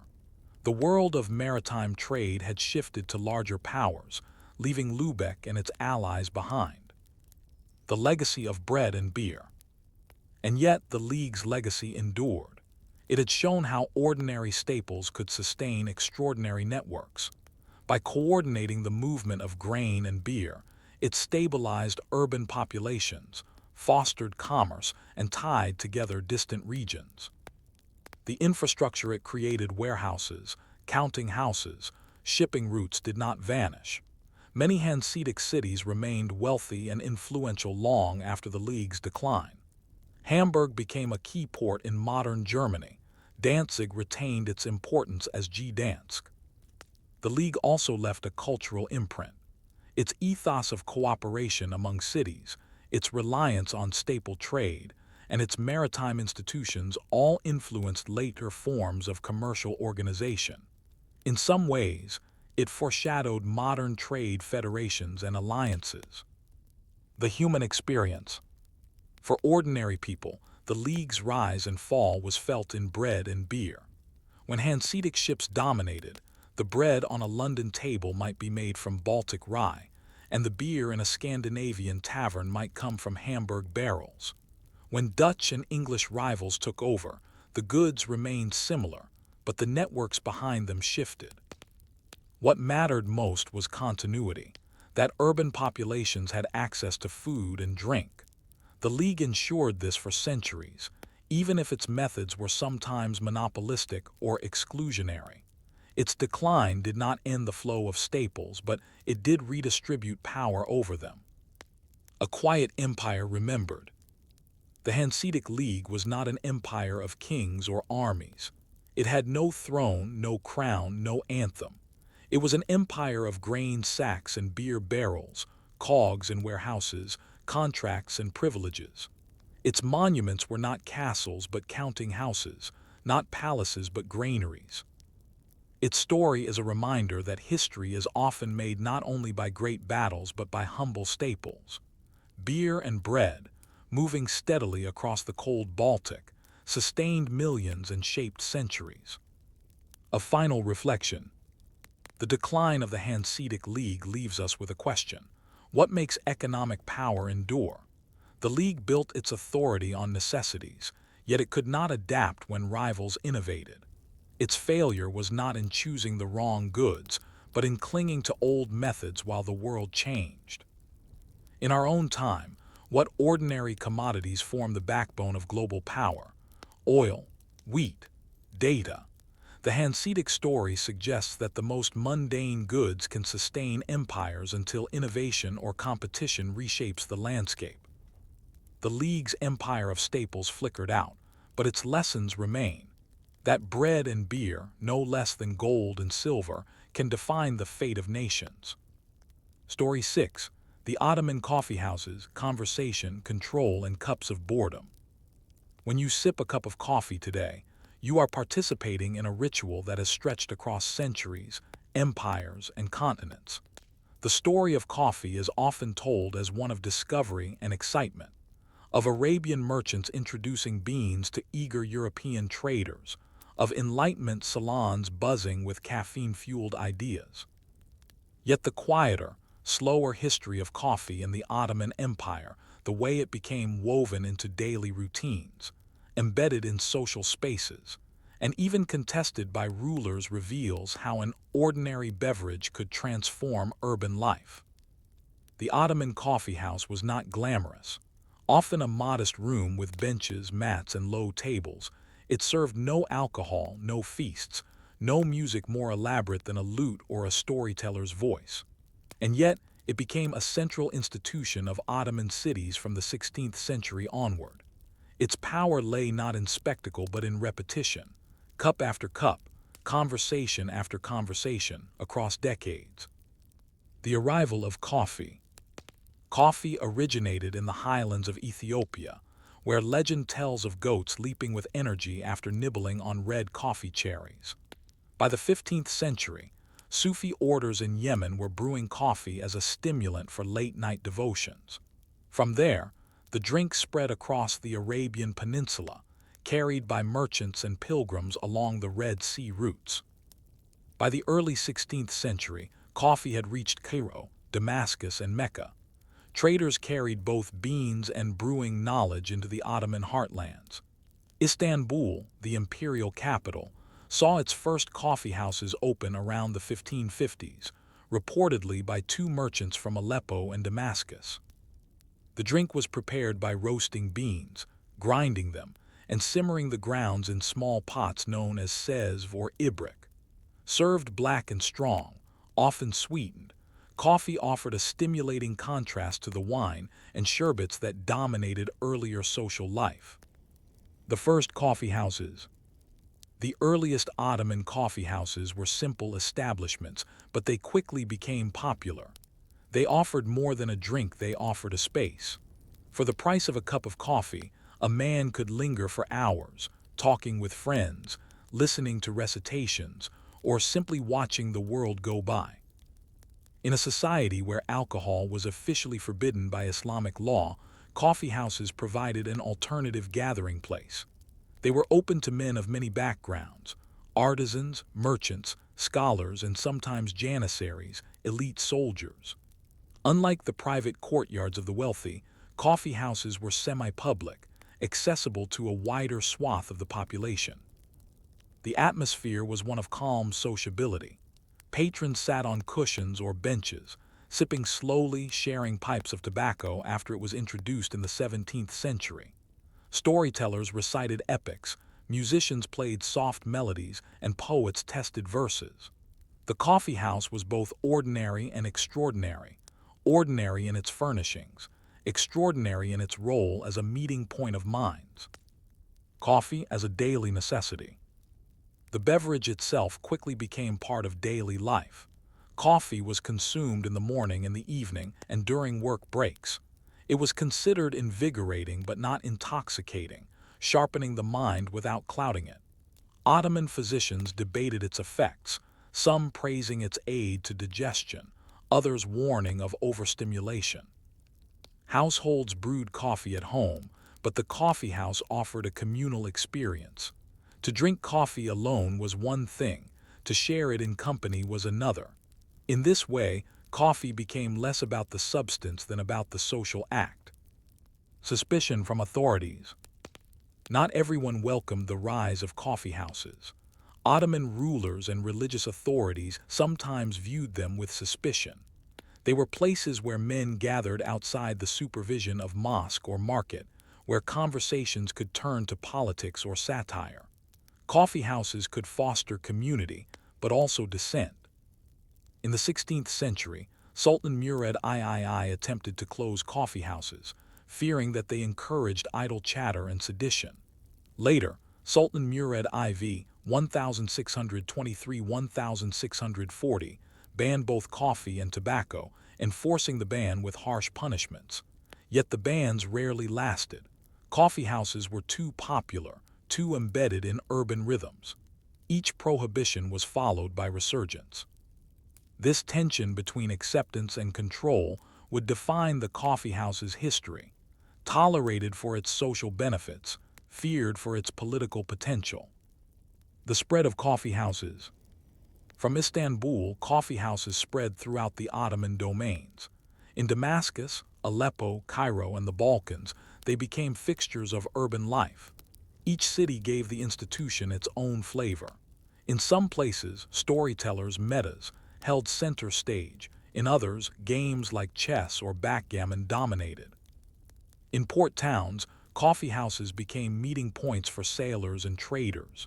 In inland cities, they served artisans and scholars. Everywhere, they offered a space between home and mosque, a third place where men could socialize, debate, and relax. By the 17th century, European travelers marveled at the ubiquity of coffee houses in Ottoman lands. They described rows of men sipping from tiny cups, smoke curling through the air, the murmur of conversation filling the room. To some outsiders, these scenes seemed exotic. To the Ottomans, they were simply part of daily life. The texture of a visit. To imagine a visit to a 16th or 17th century Ottoman coffee house is to picture an ordinary day. A craftsman, finished with his morning's labor, stops by on his way home. He pays a small coin for a cup of coffee.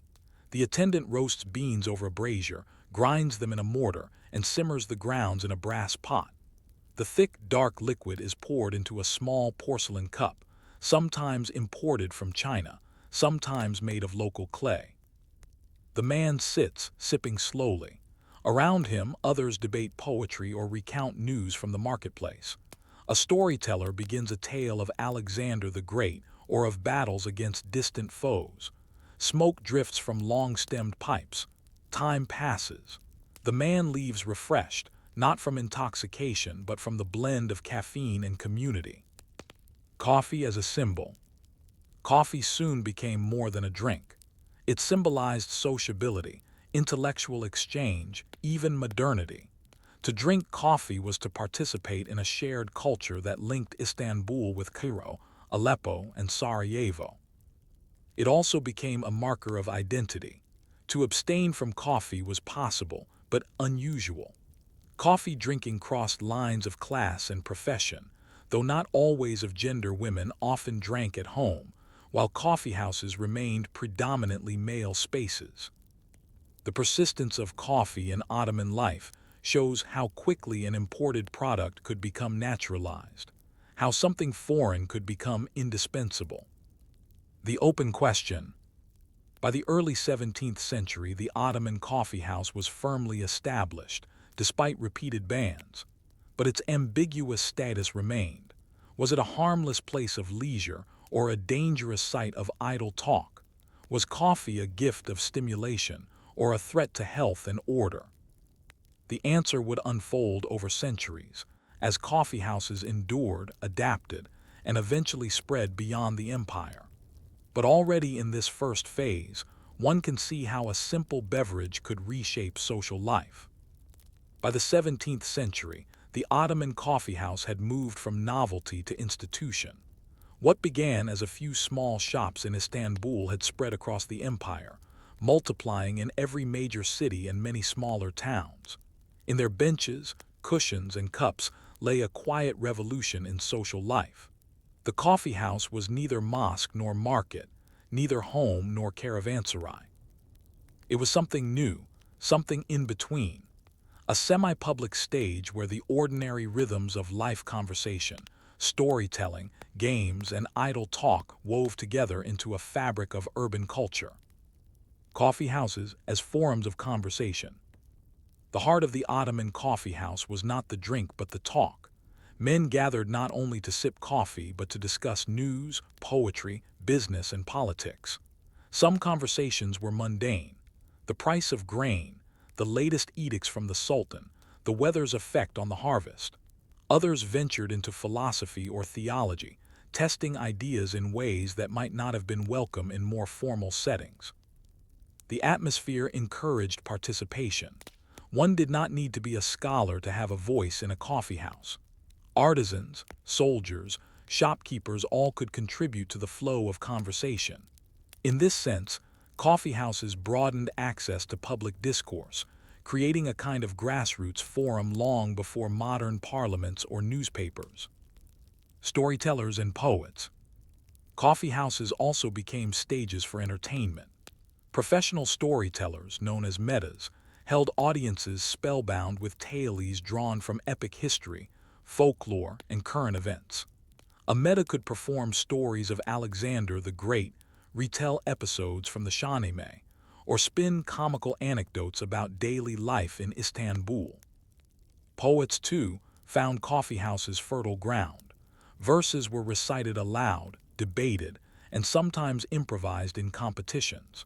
The oral nature of these performances ensured that even the illiterate could participate in cultural life.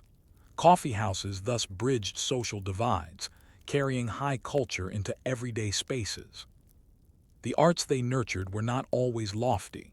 Satire thrived, with storytellers mocking corrupt officials or lampooning pompous scholars.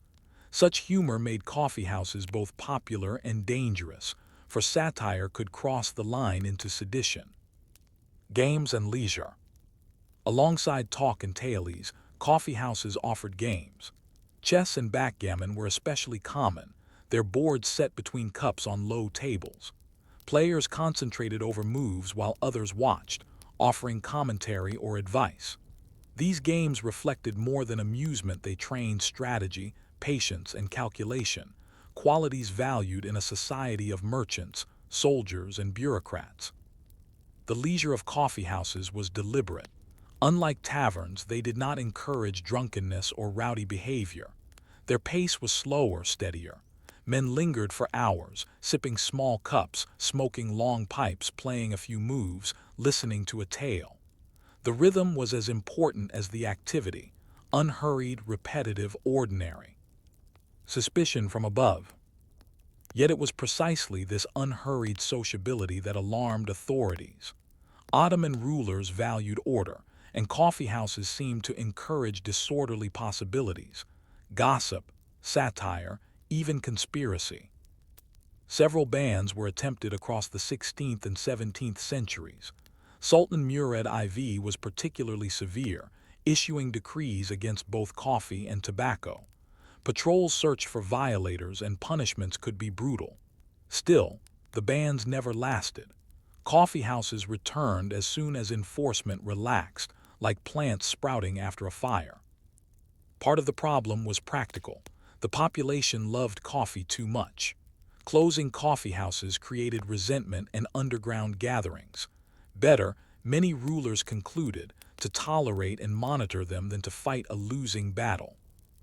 Religious debates. Religious scholars were divided on coffee houses. Some condemned them as places of idleness and potential sin, pointing to the prophet's discouragement of wasting time in frivolous talk. Others defended them, arguing that coffee was not intoxicating, that its consumption did not violate Islamic law, and that gathering for conversation was not inherently harmful. These debates reflected broader questions. What was permissible leisure? What spaces, outside mosque and home, were legitimate in Islamic society?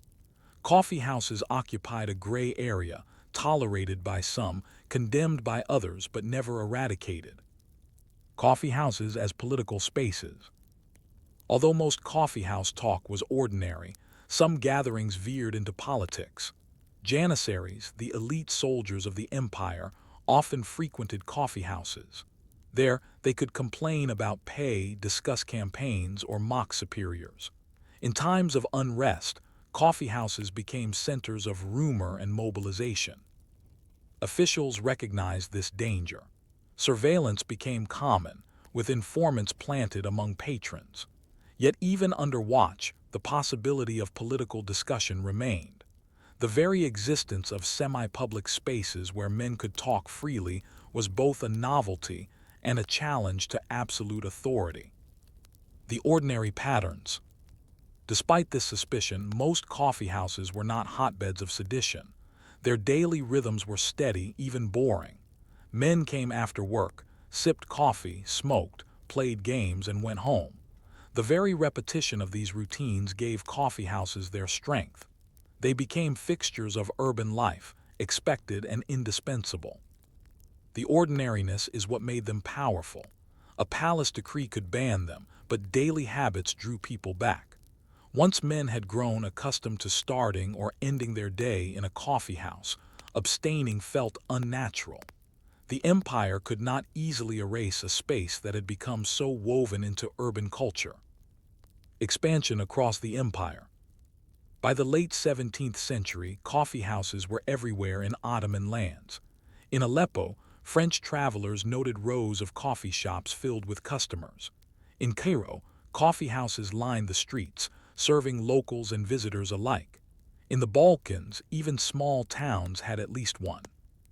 Each place gave the institution its own shape. In port cities, sailors brought news from afar. In inland towns, coffeehouses doubled as business meeting points.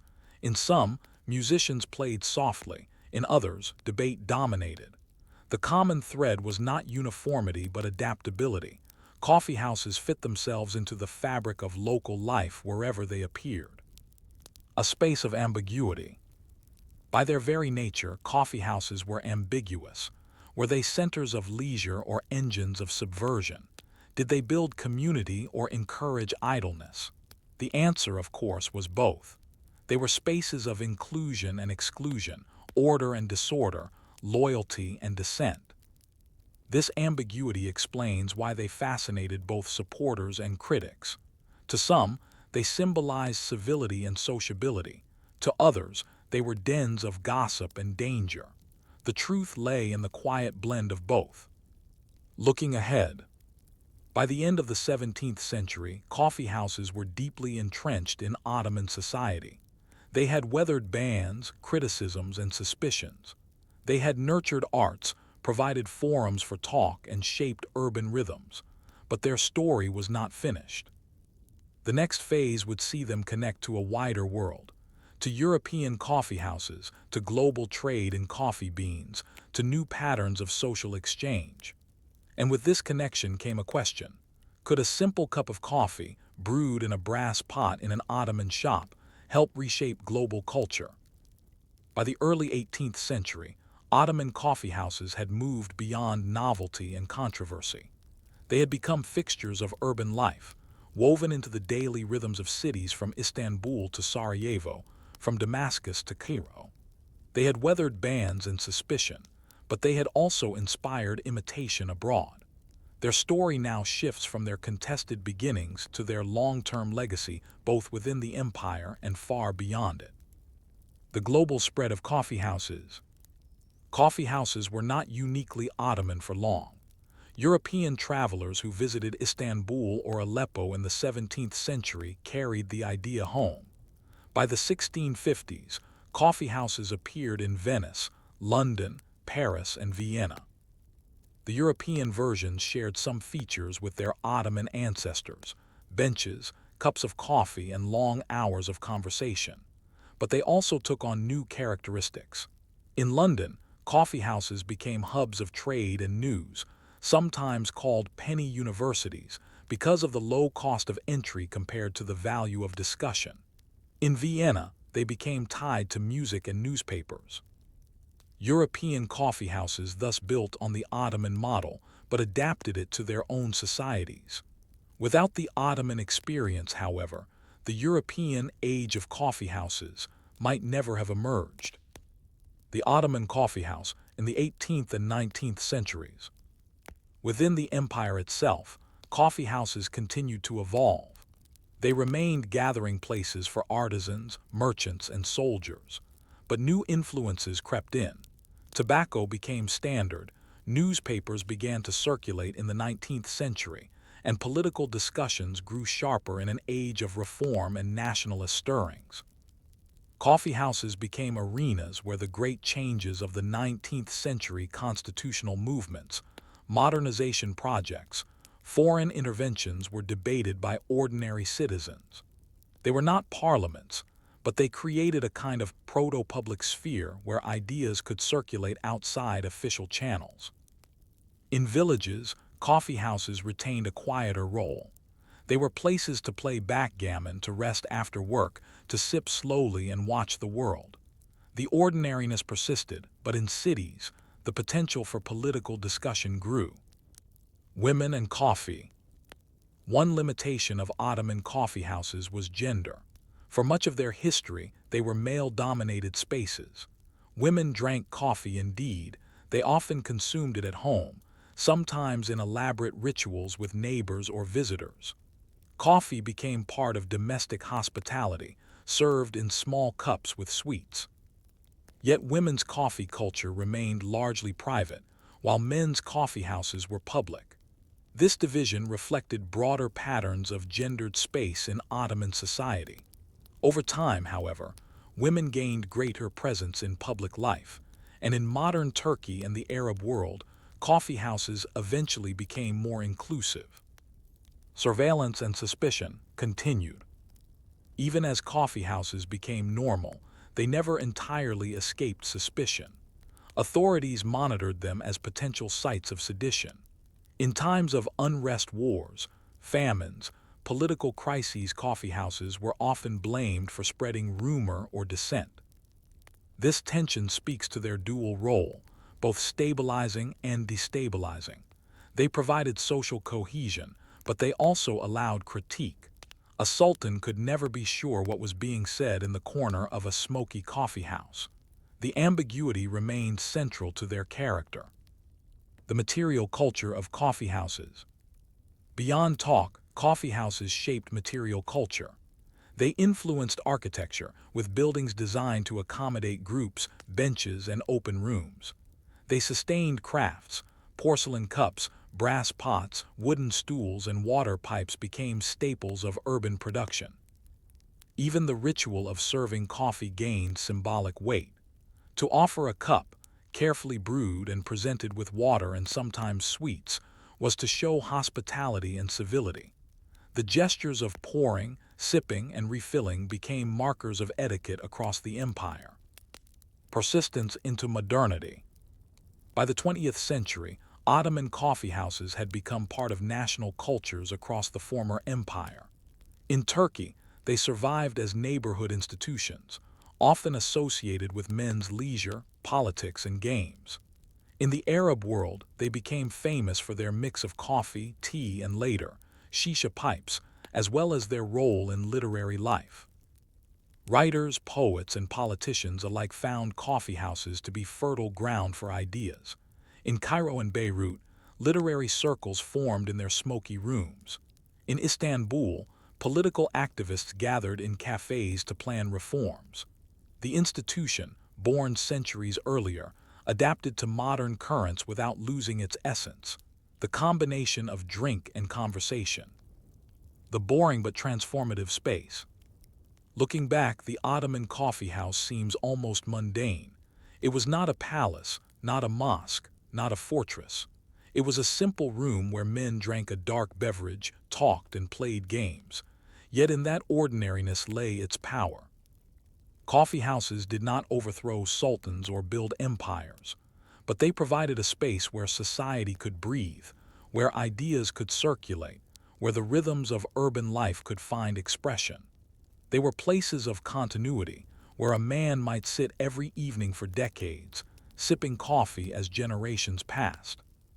Their very boringness made them resilient. While courts and armies rose and fell, the coffee house endured. Reflection, the lesson of the coffee house. The Ottoman coffee house raises a broader question. How do ordinary spaces shape history? We often look to battlefields or throne rooms, but quieter places, markets, taverns, kitchens, coffee houses can be just as transformative. In the Ottoman Empire, the coffee house created a new kind of semi-public space. It was not fully under state or religious control, nor entirely private. It was in between, and that in-between quality gave it vitality. Today, when we think of social networks or online forums, we might see echoes of the Ottoman coffee house. A simple beverage and a simple room provided connection, conversation, and sometimes controversy. Coffee houses remind us that history is often made in the margins, in the places where ordinary people gather to talk.